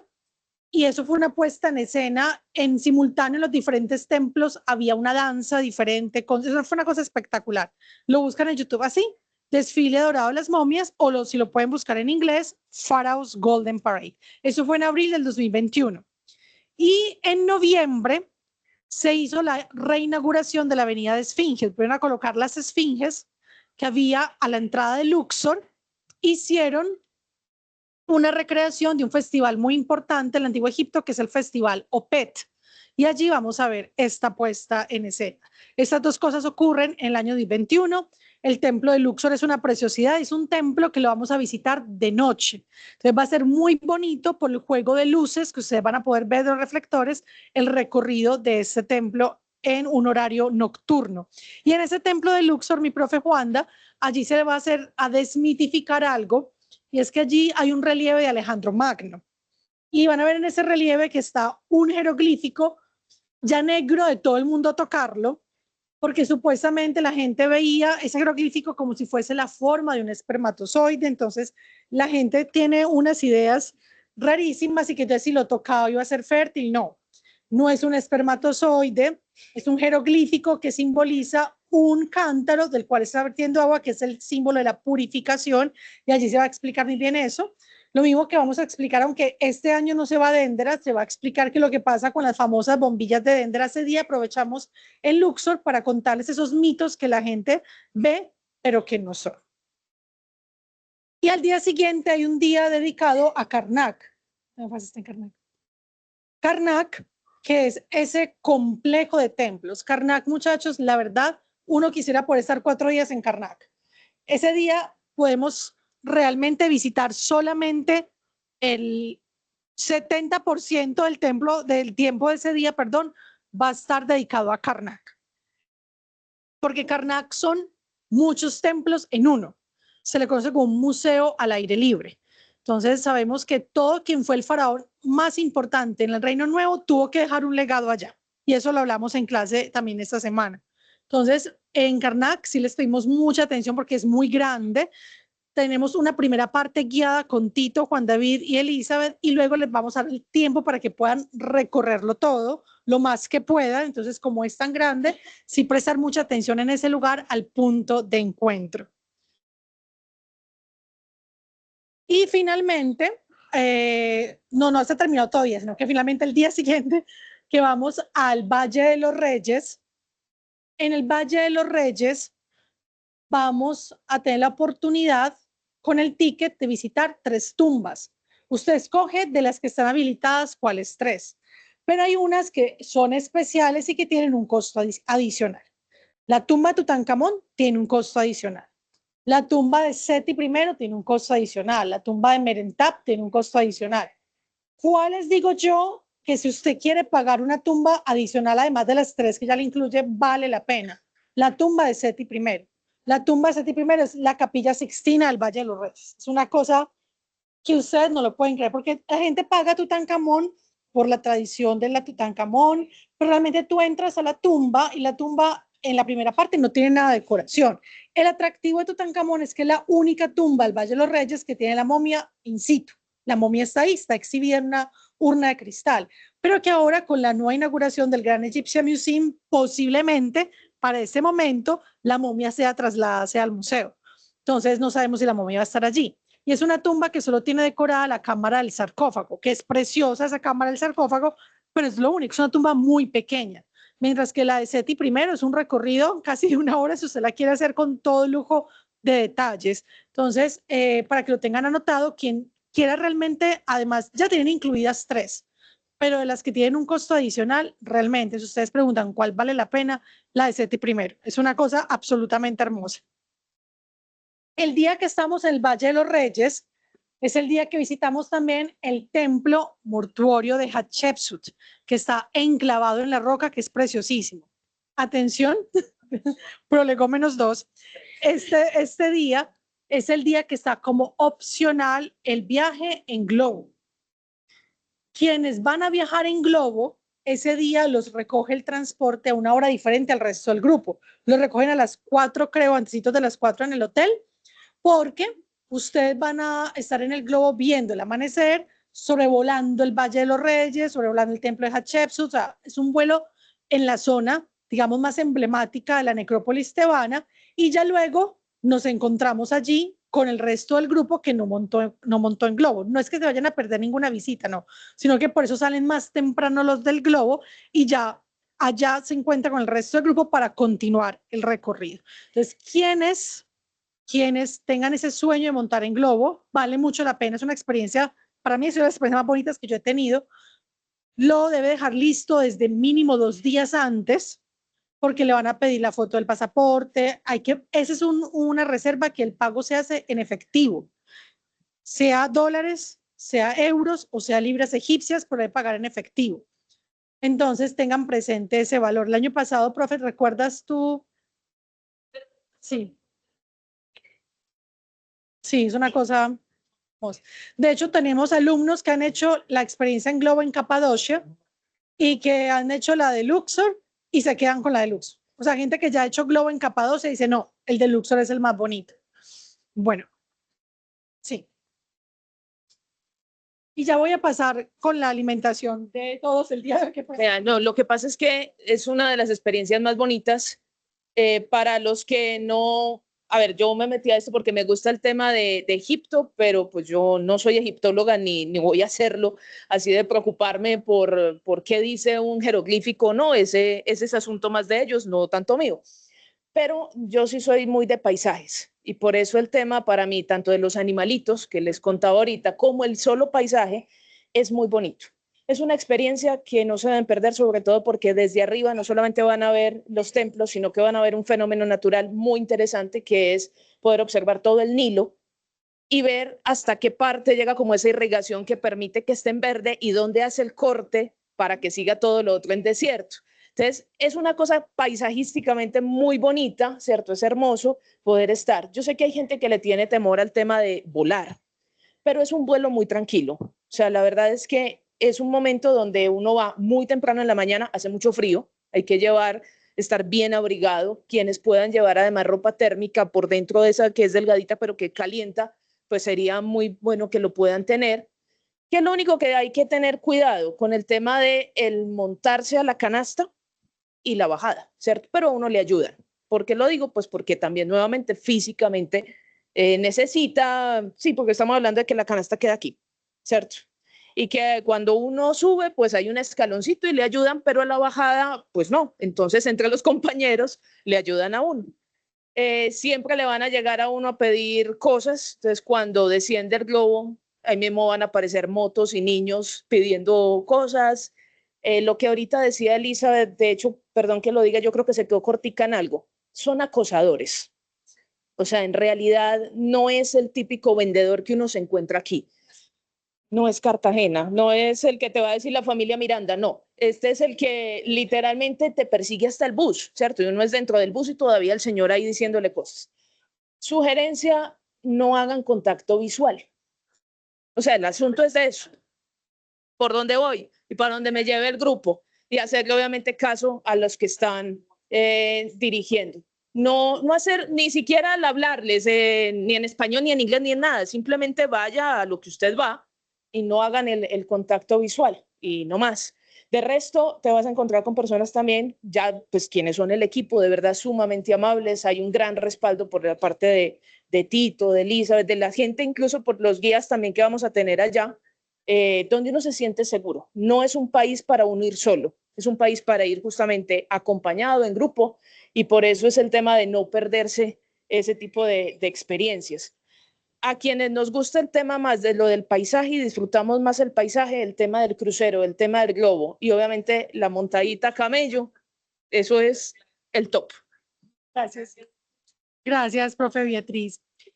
Compañeros, entonces, como les decía, ese día, que es nuestro último día de recorrido, quien inicia con globo temprano, se conecta con el grupo, vamos al Valle de los Reyes, luego visitamos el templo de Hatshepsut, templo mortuorio, y vamos a ver algo muy bonito allí, y es que al lado del templo de Hatshepsut, estamos en la diapositiva que dice templo mortuorio Deir el-Bahari, que es la zona donde está pegadito al Valle de los Reyes. Al lado vamos a ver unas ruinas. Y las ruinas son del templo mortuorio de un faraón del Reino Medio, de Mentuhotep II. Se dice que cuando Hatshepsut llega a la zona y ve el templo de Mentuhotep II, que el momento en que ella estaba, que es del Reino Nuevo, estaba todavía el otro allí, le sirve de inspiración y que ella envía a su arquitecto real a hacer, digamos, la copia de ese templo, pero en versión 2.0 para ella. Hoy en día el que está en pie es el de ella. Del otro solo quedan ruinas. Y en el templo de Hatshepsut hacemos un recorrido bastante profundo. En la primera plaza o terraza, en la segunda ya vamos a encontrar una capilla de Hathor, vamos a encontrar capilla de Anubis, vamos a encontrar capilla del dios Amon-Ra, que es la fusión del dios tebano Amón con el dios solar Ra. Vamos a encontrar los dibujos, aunque están un poquito borrosos, es la evidencia que tenemos de la expedición de Punt. La reina faraón Hatshepsut se ocupó mucho por la parte científica del registro en su reinado y envió en una expedición, así como hagan de cuenta una expedición botánica de la época, a la crema innata de la ciencia de su corte al país de Punt, que es lo que hoy conoceríamos como Somalia, a hacer un registro de la fauna y de la flora, y de hecho de allá trajo árboles de incienso, mirra. A la entrada del templo está el círculo y está el letrero allí donde estuvo sembrado el árbol que ella mandó a traer del país de Punt, y está todo el registro de esta expedición que ella realizó. Después del templo de Hatshepsut, que fue ordenado a su arquitecto real Senemut, digamos que ese fue el Imhotep de la época, termina ahí, ahora ellos no van a vender. Finaliza nuestro recorrido, tenemos un vuelo que es Luxor-Cairo y luego la conexión Cairo-Madrid. Antes y ya de Madrid, cada uno a su respectivo destino de ciudad, o si alguien va a quedar en Europa en alguna cosa, pero salimos junticos de Madrid, regresamos junticos a Madrid. O sea, el punto de partida de nuestra expedición es Madrid, el punto de regreso es Madrid. ¿Por qué se hizo de esta manera? Porque hay personas, y nos incluimos nosotros por trabajo, por ejemplo, tenemos que estar 2 semanas antes de Egipto en trabajo en Portugal y luego en España. Entonces, claro, uno tiene que irse antes, pero sabemos que el 9 tenemos que estar religiosamente en el aeropuerto de Barajas porque es el día que nos encontramos con todo el grupo. Y así estamos tranquilos que llegamos todos junticos al Cairo. Y al regreso lo mismo, nos despedimos todos en Madrid. Quien necesite, desea aprovechar que va a estar al otro lado del océano y quiere hacer otras extensiones de viaje, por eso les decimos, hágalas o antes o después de la expedición, pero sabemos que el 9 nos encontramos y que el 19 estamos otra vez todos de regreso. Ah, sí, claro. El aeropuerto de Baraja, recordemos, no es el José María Córdoba, no es el aeropuerto El Dorado, que es el más grande que tenemos en Colombia, no. Son varias terminales, por lo general uno aterriza en una terminal, en la 1, y tiene que ir a la terminal 4 para el vuelo Madrid-Cairo, y desplazarse una terminal a otra es tomar un bucecito, es tiempo. Entonces, si mi vuelo Madrid-Cairo es a las 3 de la tarde, yo no puedo estar llegando en Madrid a las 2 de la tarde. Entonces, para que tengan mucha precaución y su vuelo Medellín-Madrid o Bogotá-Madrid o la ciudad de quienes están conectados vayan a salir rumbo a Madrid, hay una recomendación a nivel personal. Sé que esto implica un costo, pero es un consejo. Quien tenga la posibilidad económica incluso de llegar desde el 8 a Madrid, pasar la noche en un hotel cerca al aeropuerto, descansar, va a iniciar su expedición tranquilo, va a iniciar su expedición habiendo dormido bien, porque el vuelo Madrid-Cairo es un vuelo relativamente corto, es un vuelo de 4 horas 20 minutos, diferente al trayecto que llevamos nosotros desde Colombia, y que a eso sumémosles que hay una diferencia horaria de 7 horas con España, 8 horas con Egipto, que ya nos va a dar un jet lag. Entonces, quien tenga la posibilidad y quiera por lo menos dormir esa noche antes en Madrid, sería lo ideal para que inicie su expedición tranquilo, reposado. ¿Quién dice, profe, a mí mi presupuesto no me da? Yo llego el 9, entonces le pedimos que llegue el 9 temprano en la mañana para que tenga tiempo de moverse al aeropuerto, llegar a la puerta, que es donde vamos a estar todos para salir juntos. Esa es una recomendación. Y ahora voy a hacer un paréntesis para hacer entrega de la alimentación, y ya cuando estén todos, qué pena los compañeros virtuales, ya vamos a dar unos tips del viaje. Para bebidas hay hay Sprite, Coca-Cola y agua. Entonces, cuando los caballeros que están colaborando van a pasar a preguntarles, ustedes le dicen cuál de las bebidas quieren. La cajita que van a recibir contiene 2 kibes, que son como 2 especies de rollito de carne condimentados. Los que son aplanaditos, cafecitos con ajonjolí, se conocen como falafel y son absolutamente vegetarianos porque es lenteja, garbanzo y ajonjolí. Para ese que es vegetariano, la salsita es la de un color blanco cremoso. La que ustedes ven como una miel, es una miel infusionada de rosas y son para unas empanaditas. Las empanadas son las famosas empanadas árabes, que son de queso y miel infusionadas en aguas de rosa. Y la salsa que ven mucho más cremosa en consistencia, de un color más amarilloso, es el hummus o tajine, que es para el pan árabe. Entonces, ahí hay un rollito de parra. Parra es esa hojita de la vid que lo rellenan con arroz y carne. Entonces, buen provecho para los compañeros, y qué pena para los vía Teams que no lo pueden probar, pero que puedan hacer su pausa activa también en casa un momentico. Pueden ir disfrutando y les voy dando unos tipsitos del viaje. Compañeros, pregunta número 1. Profe, ¿cuánto dinero debemos llevar a la expedición a Egipto? Porque ya voy con mis tiquetes listos, ya voy con mi viaje y mi recorrido, digamos, obligatorio pago. Voy con el 90% de la alimentación cubierta, porque realmente el barco es donde más tiempo pasamos y tenemos todas las comidas. En los hoteles tenemos desayunos y snacks, entonces digamos que uno tiene el 90% de la alimentación cubierta. ¿Qué debo llevar yo? La respuesta sería muy desde lo personal. ¿Qué tan antojado es usted? Porque si a ustedes les gusta comprar muchos souvenirs, muchas cosas, ¿qué recomendación damos? En Egipto, en las tiendas, digamos, o de un hotel o de un lugar, hay datáfono y funciona perfectamente la tarjeta Bancolombia en todos los datáfonos. Tarjeta débito o tarjeta crédito, Visa, Mastercard, American Express, funciona sin ningún problema. Y la tarjeta Bancolombia, la normal, amarillita, clásica, colombiana, funciona perfecto.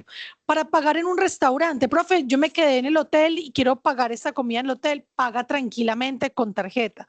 Profe, estoy en el barco y yo me antojé de algo. Atención, en el barco yo tengo toda la alimentación cubierta.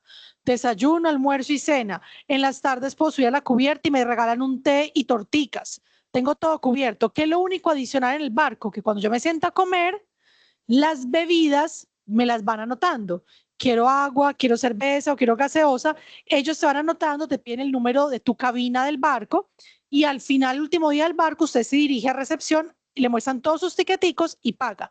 Guarde siempre la copia para cuando usted le den el total de lo que usted consumió en bebidas, usted tiene sus copias y puede saber si ese total que le está dando el señor de la recepción del barco corresponde a lo que usted firmó y que no se haya enredado con el de otra persona de su mesa. Entonces, siempre en el papelito usted lo ponen a firmar. Coloca bien claro su número de cabina, bien clarito su nombre, para que usted después pueda verificar. Es lo único que usted tendría que pagar en el barco. Si usted se antojó de una cerveza, de un vino, las bebidas, ¿cierto? Entonces, atención en esa parte que es importante. ¿Lo podemos pagar con tarjeta, profe? Claro que sí. Con Bancolombia débito, con crédito, te lo reciben perfecto. ¿Para qué realmente necesitamos efectivo en Egipto, profe? Si en el barco las bebidas las puedo pagar con tarjeta el último día, si en el hotel tengo un consumo adicional y lo puedo pagar con tarjeta en el lobby, si yo voy a un almacén pues bien, me refiero no a una venta ambulante, un almacén y puedo pagar con el datáfono, ¿para qué necesito efectivo? El efectivo lo necesito para cuando visitamos los mercadillos, que se me olvidó Juanda, ¿dónde está el profe Juanda? Mostrar cuando estamos en el Cairo, conocemos el bazar más famoso, un bazar que data del siglo XIII, que era la cuna para recibir a los comerciantes, y de hecho pernoctaban allí. Me lo imagino como una ciudad amurallada versión árabe, porque hay varias viviendas y es una cosa, es como una mini ciudad dentro de la ciudad, es un bazar muy bonito que se llama Al Halili y de noche es precioso porque iluminan las callecitas donde venden las lámparas, entonces eso se ve súper colorido y muy precioso, muy desde el paisaje, como dice la profe Beatriz. En los bazares, en las ventas a la salida de los templos, que son los mercadillos, es donde se debe pagar en efectivo. No muestren dólares, no muestren euros a un vendedor de un mercadillo, porque les va a cobrar 3 veces el precio de ese souvenir que usted quiere. Los hoteles y el guía le pueden hacer cambio de su dinero. Ejemplo, yo tengo en este momento aquí $80. Los hoteles vienen con unos cajeros que te cambian tu billete y te entregan libras egipcias para que siempre que pagues a un souvenir en un mercadillo afuera de un templo o en ese gran bazar, lo pagues en efectivo. Y aquí sí tenemos que hacer uso de algo de nuestra idiosincrasia colombiana. Pidan rebaja, nunca paguen el primer precio. Normalmente el turista asiático, el turista norteamericano, el turista europeo no tiene eso en su idiosincrasia. Entonces me ha pasado, en un mercadillo yo compré un bolso que me costó 60 libras. Yo estaba saliendo, entró una señorita del Japón. A ella le cobraron 460 libras y ella las pagó. Y yo no sabía cómo hacerle señas a ella porque no teníamos una lengua allí en común para decirle no compre eso, pero para ella, en su idiosincrasia, el primer precio es. Nunca paguen el primer precio. Otra cosa, profe, yo solamente voy a hallar en efectivo el dinero que lo tenemos en el itinerario estipulado para las propinas. Las propinas se deben pagar en efectivo porque se le dan es al guía y el guía allí no tiene consigo un datáfono a la mano. En el documento están especificados cuáles son las propinas por el viaje y cuál es la propina final que se le entrega al guía. ¿Por qué se hace de esta manera organizada? Porque somos un grupo muy grande. Entonces, imagínense ustedes a cada hotel que lleguen, ustedes a cada maletero, a cada mesero entregándoles, se les vuelve una cosa insostenible. Los pueden incluso estafar, mientras que si usted ya sabe, el profesor Tito calculó cuál es el aproximado por día de una propina, sumando todo, meseros, maleteros, conductores, etcétera. Usted le entregó eso al guía el primer día, usted no tiene que pensar en propinas a nadie. Se le acerca a cualquier persona, el guía, usted le va a responder así, habla con el guía, que ellos te entienden cuando tú dices habla con el guía y no va a haber ningún problema. Cuando lo mandan a nosotros, al profetito o a mí, yo lo llevo al guía para que no los molesten. Y hay una propina que es solo para el guía por su trabajo de clase, explicación, guianza, que lo que hacemos es que el día previo al último día lo recogemos todo en un sobrecito y nos reunimos todos en el lobby o en la cafetería del hotel y le hacemos esa entrega entre todos al guía, ¿cierto? Para que no quede, no, profe, es que vea, yo di 5 euros más o di 10 euros menos, no. Por eso te fijan cantidades exactas para que todo el mundo esté tranquilo, no tenga que preocuparse. Recomendación entonces, en el documento que todos tienen del itinerario, al final, donde están los términos, condiciones, que incluye, que no incluye, está estipulado el valor de las tarifas. La tarifa general de las propinas, perdón, la propina, digamos, general para cubrir todo lo de todo el viaje, de meseros, maleteros, etcétera, y la propina del guía, que esa es diferente. Entonces, ese dinero es el que yo les digo, llévelo en efectivo y guárdelo. No lo descomplete, no lo use para regalitos, porque llega el último día, es, profe, yo no tengo efectivo y ya estamos cerca a tomar un vuelo y yo dónde le consigo efectivo en ese momento si ya no estamos en el hotel, porque también nos pasó que estaban en el bus, profe, no tengo el efectivo. Entonces, esa de las propinas, llévenlo, pero no lo tengan en su mente como un dinero para gastar. Lleven si quieren una reservita en efectivo. Como les digo, ¿qué tan antojado es usted? Profe, yo casi no soy antojado o no soy antojada. Con $100 tiene. Tranquilo. Profe, es que yo soy súper antojada, en cada lugar me tengo que llevar una camiseta, una gorra, un souvenir. Entonces ahí sí le digo, vaya mirando. ¿Qué otro consejo le doy? No vaya con mucho efectivo, vaya con el de las propinas, vaya ahí como con un dinero de emergencia, como les digo, $100 o 100 euros de emergencia, que allá los puedes cambiar a libras, y lleve sus tarjetas, porque en los cajeros yo también puedo retirar, como cuando yo retiro Bancolombia allá, y la comisión del cajero dentro de los hoteles, atención, no el aeropuerto, no hagan eso en el aeropuerto, en los hoteles la comisión es mínima, es de como 0.50, o sea, no les van a cobrar casi dinero con la tarjeta débito. Crédito es otra cosa porque ustedes saben que crédito ustedes les cobran unos intereses y cosas. Estoy hablando es con mi tarjeta Bancolombia amarilla, yo puedo en el cajero del hotel ir al cajero y retirar y así voy teniendo el efectivo que necesito para esos antojitos cotidianos para pagarlos en la moneda local que es libra egipcia porque el cajero te va a entregar libras egipcias y tú luego puedes entrar a tu aplicación de Bancolombia y ver cuánto te correspondió ese cambio del dinero y lo tienes ahí tranquilo y seguro.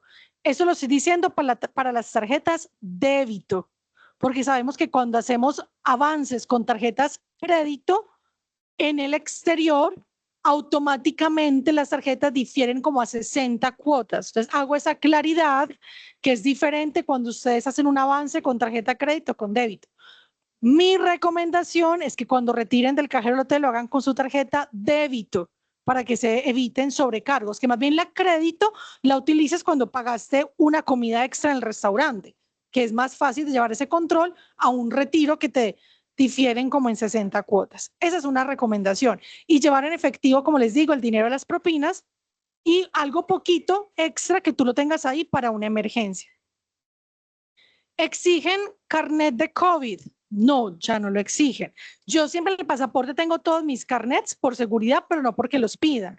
¿Cuál es un carnet que digamos que por el país de Egipto entra entre los países obligatorios? El carnet amarillito de la OMS que está en español, inglés y francés, el de la fiebre amarilla. La vacuna de la fiebre amarilla es una dosis única en la vida. Nunca te la has puesto. Ah, bueno, ¿por qué? Pero no lo piden, sino que yo lo digo, no, no lo piden, sino que es uno, sí, a la profe no les la puso y no le pasó nada. No lo piden, pero uno no sabe el día que uno esté de malas y que usted pase en un control y que a usted sí lo paren y le revisen el pasaporte y el carnet, ¿cierto? Por lo general, cuando vamos en un grupo, no nos molesta. Por eso la importancia tan grande de viajar juntos en grupo Madrid-Cairo, para garantizar que cuando llegamos en un grupo, ellos ven que hay un guía, que hay unas personas responsables, no molestan. Cuando usted va solo y hay una mujer sola, la llaman aparte, usted para dónde va, de dónde viene, con quién viene. Los grupos, por lo general, no, nosotros tenemos asistencia garantizada desde que pisamos suelo egipcio. Cuando salimos del avión y pasamos las primeras escaleras, vamos a ver a Wessam con un letrerito que va a decir UPB Sociedad Histórica, somos nosotros. Wessam va a estar ahí ya listo con los stickers porque está incluido ya el visado, eso ya está pago. Cada uno va abriendo su pasaporte y le van pegando su visa de Egipto, que es un sticker. Ya de ahí pasamos al control y vamos pasando todos en orden con Wessam. Entonces tenemos todo ese apoyo en inmigración y pasamos derechos sin ningún problema. Al pasar ese control, bajamos a recoger maletas y de las maletas salimos en el bus rumbo al hotel. Esa primera noche es llegar al hotel a descansar, ¿cierto? Porque llegamos de noche. Entonces, llegar al hotel, quien quiera cenar algo en el hotel y descansar. ¿Qué hay de las salidas nocturnas? ¿Podemos salir del hotel? ¿Podemos visitar la ciudad? En Egipto se puede visitar, ¿cierto? ¿Qué recomendamos? No irte sola. Hablas con tu compañera de habitación o tu compañero de habitación o con tu profesor. ¿Quién de ustedes quiere salir hoy en la noche? No hay, digamos, un problema de inseguridad alto porque Egipto tiene policía para el turismo. Los policías que usted vestidos de blanco son exclusivos para el turista, para velar como es un país cuyo Producto Interno Bruto literal se alimenta del turismo, cuida mucho al turista. Pero como es tu primera vez en Egipto, eres una mujer bonita, atractiva, debes cuidarte, que no traes de noche sola, porque no conoces todas las calles, todas las cosas, y en todos lugares del mundo entero puede haber a alguien malintencionado. Entonces, de hecho, de noche hemos salido con los grupos que hemos llegado al hotel, profe, y no queremos dormir ahí, profe, llévenos a algún lugar. Hemos ido con Tito, queremos tomarnos una cerveza. Egipto es un país musulmán, en su gran mayoría. Tiene aproximadamente un 80%, 85% de población musulmana y un 15 a 20% de copto-cristianos, que son, digamos, a nivel idiosincrático los más parecidos a nosotros, en nuestro comportamiento, nuestra cultura. Como el país es más musulmán que cristiano, se van a dar cuenta que nunca van a tener una opción de menú, nada que tenga que ver con cerdo. Y que la tocineta, como la conocemos, el bacon, no existe para ellos porque lo hacen es beef bacon, hacen es un bacon de carne de res, que sabe muy diferente. Ellos no consumen licor por religión, pero los hoteles sí venden licor a los turistas. Entonces sí, se pueden tomar una cerveza, pueden disfrutarla porque ustedes no son musulmanes, ustedes son turistas, pueden tomar sin ningún problema.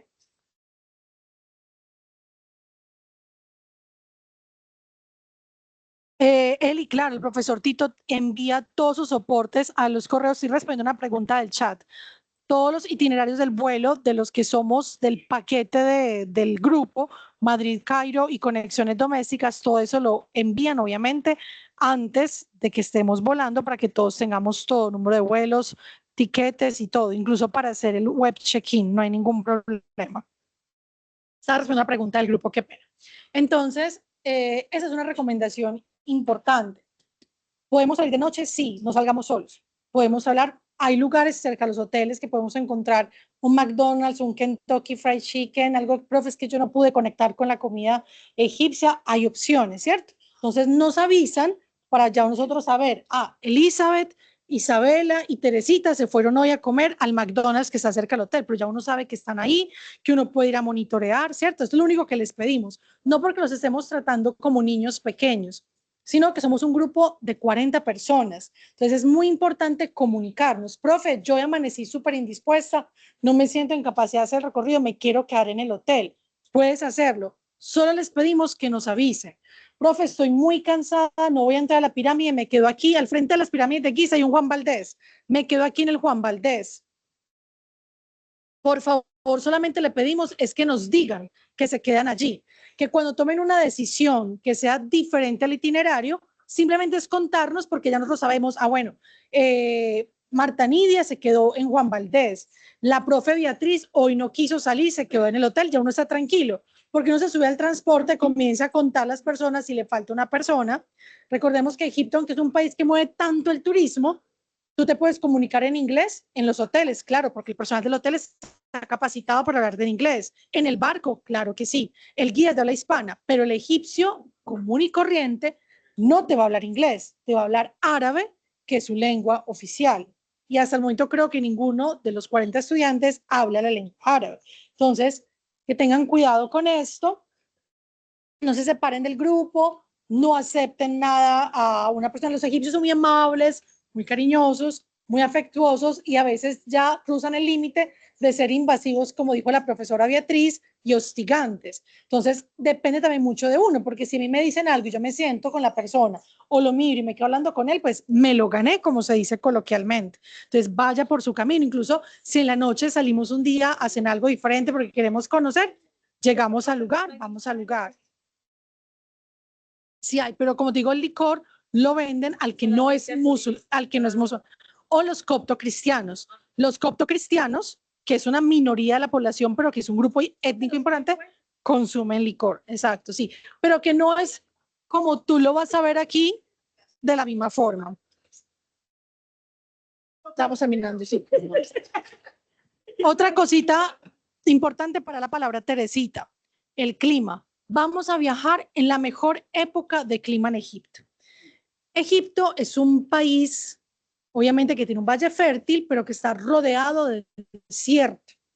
Es un país que en los meses de mayo, junio, julio, agosto es un calor impresionante, donde en una exposición académica y cultural que vamos a tener tantas clases en vivo en los lugares, con un calor de 45, 48, 49, nadie aguanta una clase.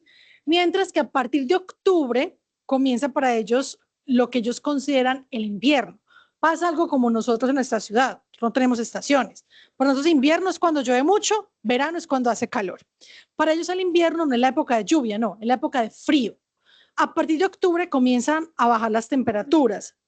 Noviembre es fresco, diciembre es súper fresco, ya enero es no tan fresco, sino frío.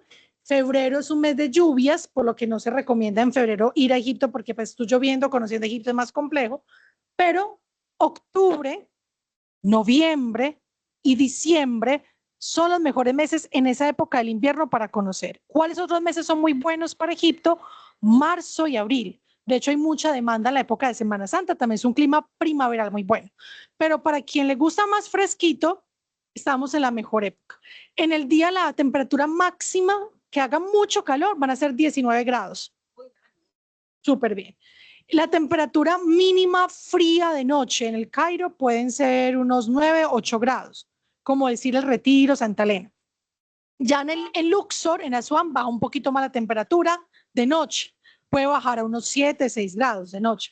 Pero en el día tú vas a tener temperaturas que van a oscilar entre los 14 grados, 15 grados, 16 grados, cuando hay mucho calor, 19, solo se siente calor un día realmente. El día que estamos en el templo mortuorio de Hatshepsut, que sube como a 23 grados, sino que hay mucho sol y se siente ahí calor.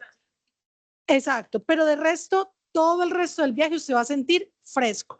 Y en la noche va a sentir friecito. El friecito como cuando uno va al oriente antioqueño, está en Santa Elena. Entonces, para quienes son friolentos, como les recomendó la profesora Beatriz, lleve su chaqueta, porque hay una cosa en Egipto, cuando estamos en los barcos, en las lanchas, la brisa es muy fría, ahí sí, de noche. Entonces es bueno que estén abrigados y más que uno va de aires acondicionados en el avión, en el bus, esos cambios pueden afectar mucho y enfermarnos. Entonces, cuídense, abríguense, lleven una bufanda. Para quienes van al globo que es tan temprano en la mañana, salgan bien abrigados el día del globo. El día de Abu Simbel, que también madrugamos tanto, que estamos a las 4 de la mañana ya listos en el bus, vayan también bien abrigados, es otra recomendación. Las mujeres están acostumbradas a ver mujeres del mundo occidental porque es la mayor parte del turismo. Obviamente, recomendamos no irnos a extremos. Si yo me voy con un escote súper pronunciado, pasando por todo el Jalili, pues no me puedo quejar de lo que me puedan decir o cómo me puedan mirar. Entonces, como estamos vestidas hoy las damas, es perfecto, no hay ningún problema. Una camiseta, profe, ¿qué mejor ropa es para que estés cómoda caminando? Recomendamos mucho hacer uso de leggings o pantalones que sean frescos de lino, o si te sientes cómoda en jean, porque el jean es tu prenda favorita, también cómoda en jean, camisetas, bucitos, camisas holgaditas que ustedes se sientan como cómodos y frescos para los recorridos, siempre tener ahí en el bus, como es un transporte privado, siempre para nosotros, tanto en el Cairo como en Luxor como en Asuán, siempre podemos dejar las cosas en el bus, porque es exclusivo para nosotros. Entonces pueden salir siempre con su chaqueta y sus cosas, y lo dejan en su asiento, no va a pasar nada, porque es un transporte privado para el grupo. Entonces es importante que eso lo tengamos presente. Eso sí, objetos de valor, quien viaje con tablets, computadores o algún artículo que sea de valor, Los hoteles vienen con caja fuerte, dejar todo en la caja fuerte del hotel, en su habitación. La habitación en el closet tiene caja fuerte para que cosas que sean de valor las dejemos allí, por favor. Teresita había levantado la mano, profe, y ya te la pasamos.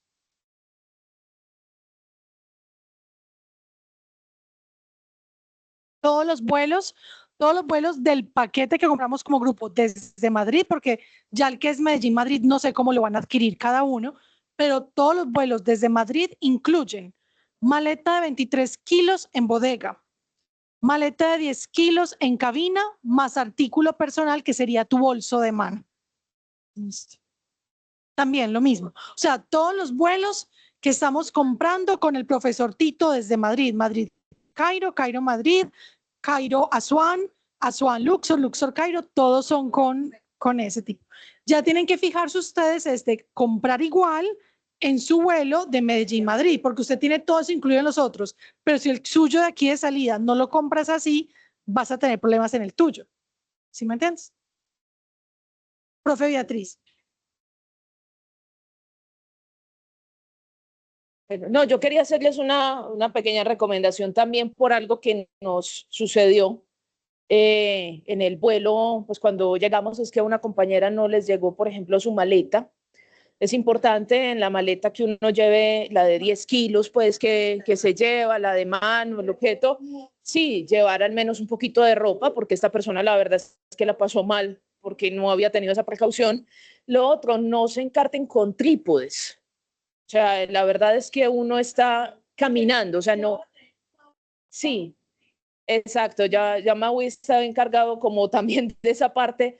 Uno puede llevar obviamente su cámara, pero a lo que voy es que no hay espacios tanto como para uno decir que voy a armar aquí el trípode, voy a ubicarla. No, son fotografías más bien que se toman, ¿cierto? Con la mano, o sea, normal. Eso como para ir un poco ligero. Es importante de pronto llevar algún morral de estos pequeñitos, porque uno deja la maleta pues como con todo, pero salir con algo en el bus, que era lo otro, siempre venden agua y son como 2 botellitas por $1 o €1. Recomendación porque a mí me sirvió mucho, es que, bueno, no sé si a ustedes, pero a mí a veces tomar el agua cuando llevo ya mucho rato sin haber comido algo, pues me cae pesado. Entonces, venden, por ejemplo, aquí esos sobrecitos de Activate que son pequeñitos, que uno los puede echar y le da al menos un poquito de sabor, porque queda como si fuera un Gatorade, pues ayuda. Como ayuda también tener suero, ¿sí? A pesar de que uno se cuide, y la recomendación también es no tomar agua en ninguna parte de canilla, ¿cierto? Siempre utilizar estas botellitas. A pesar de que uno se cuide, pues la verdad es que sí hay una propensión a que haya algún tipo de problema gastrointestinal. No tanto por lo que se come, o sea, o no solo por lo que se come, sino incluso también por el cansancio físico puede ocurrir. Entonces, armarse un pequeño botiquín es importante, que yo sé que Elizabeth ya lo va a ampliar, pero lo quería mencionar sobre todo por algo, y es, bueno, pues muchas personas allí tuvimos diarrea varios días. Entonces es importante, por ejemplo, llevar estas pastillitas de Lomotil o lo que tú usas, el Smecta, ¿es que se llama? Smecta, enterogermina, irse preparando. Exacto. Entonces, ese tipo de cositas son importantes, lo mismo que si de pronto tienen algo con el tema del vómito, aunque no se nos presentó mucho, pero es importante llevar un botiquincito donde se tenga el suero, donde se tenga, por ejemplo, ¿qué más? Para el dolor de cabeza, o sea, cosas así, las curitas, porque de pronto pueda pasar algo, en fin, todo ese tipo de cosas es importante como uno armarse su botiquincito.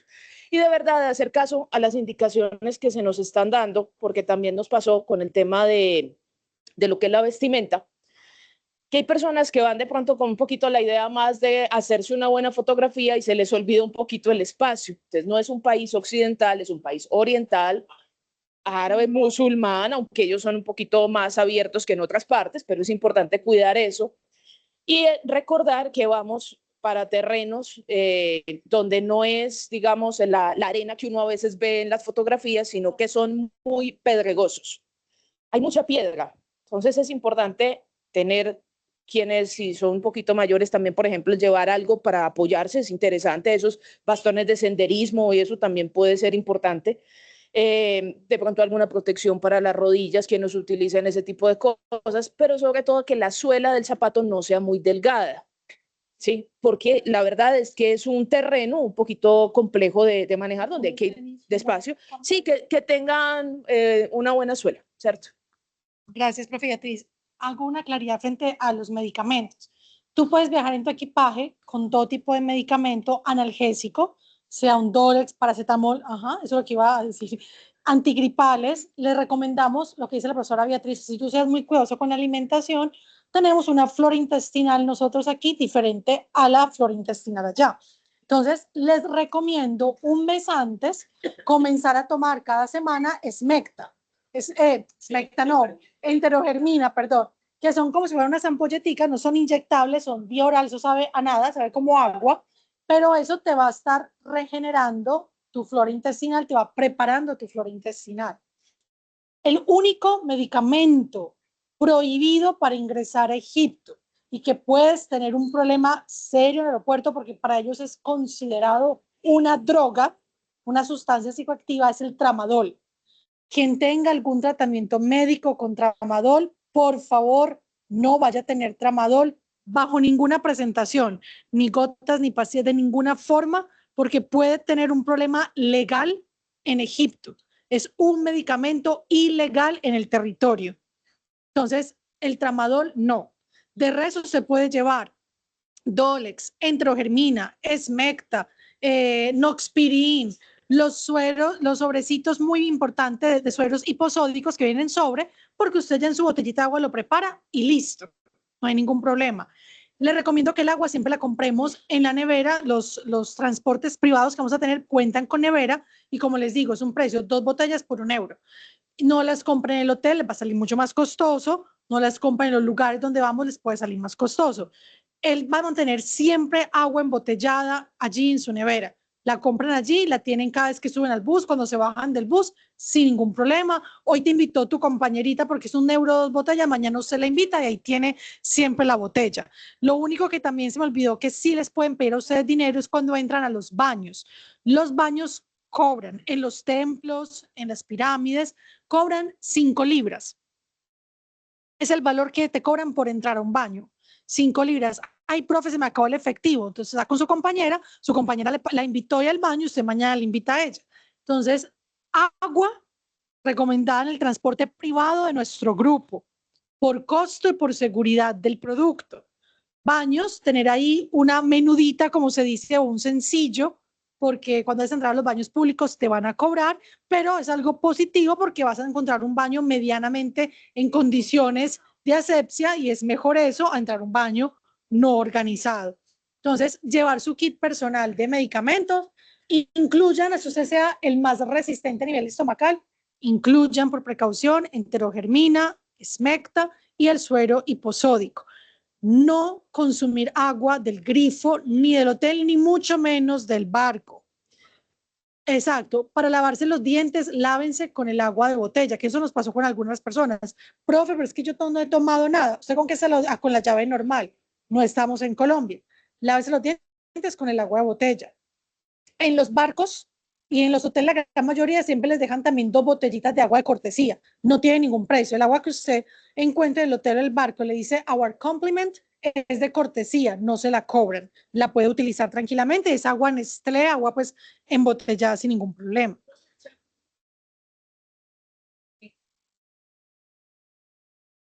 Y va llenando con tu botella, ¿sí? Sí, claro que sí. Importante, en los buffets, absténganse de consumir lechugas. O sea, tengan mucho cuidado con los vegetales que son fríos, es decir, se me olvidó, crudos. Ver todo lo que sea pasado por fuego siempre va a ser más seguro en la alimentación. Arroz, papa, vegetales cocidos, sopas, carne, pollo, pescado. Es para que tengamos presente eso, abstenerse de tomar agua del barco o agua de los hoteles, lavarse los dientes con la agüita de botella para mayor seguridad y no consumir alimentos de ventas callejeras, que hay gente que se pone exótica y para en un puestico a comprar un jugo en el Cairo hay exóticos, me han pasado. Por favor. Me tocó parar una niña en el bazar que fue, profe, es que va a comprar ese juguito de leche. Y yo, no estamos en Colombia, por favor. Bueno, entonces, para que tengamos en cuenta esas recomendaciones, agradecerles nuevamente el estar acá. Espero que también les haya gustado la degustación gastronómica. Saben que cualquier cosa, el profesor Juan David y yo, como docentes de la universidad, acompañamos desde la parte académica y acompañamos también para aclarar este tipo de dudas. Pero a las preguntas que tengan ustedes respecto a pagos, si están en el Excel, si no están, si me llegan los tiquetes, ¿qué me dice esta constancia? Necesito un recibo. Eso no lo hacemos el profesor Juan David y yo. O sea, con mucho cariño, yo he resuelto dudas que me han preguntado de los pagos, pero ni el profesor Juan David ni yo recibimos ningún pago en nuestras cuentas. Por nuestras cuentas no pasa ni un solo euro.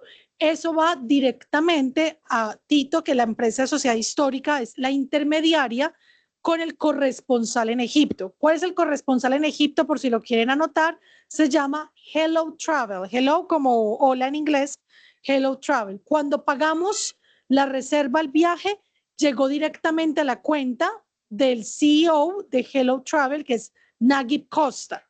Cuando pagamos la reserva de los vuelos, llega directamente al corresponsal de vuelos, que sí está en Barcelona, que si tú me dices voy, creo que era el nombre que se colocaba allí. Entonces, cualquier pregunta, ¿quién va registrando en el Excel los pagos? Es el profesor Tito.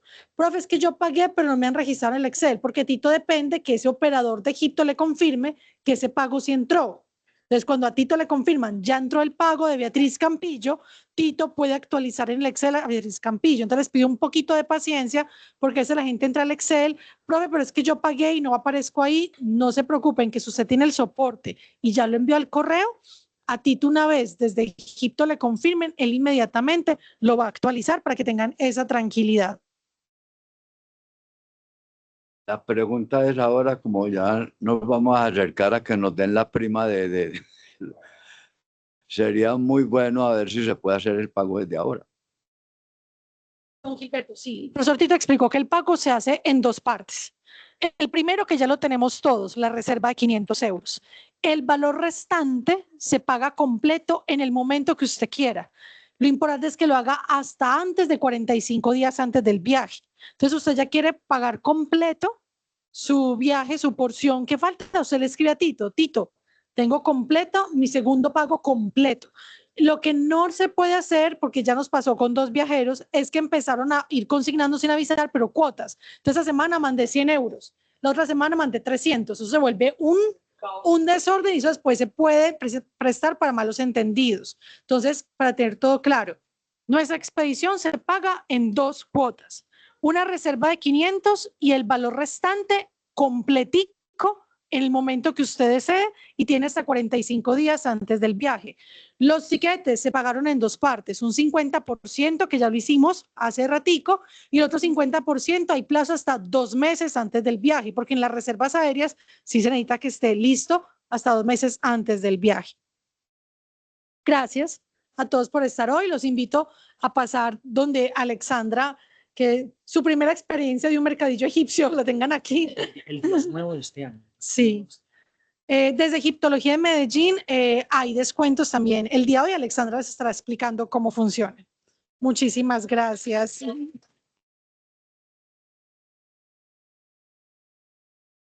La egipcio de este año en la tienda de Egiptología en Medellín es muy especial. Tiene que ver con el templo de Q, no sé si hay algo, del dios Horus.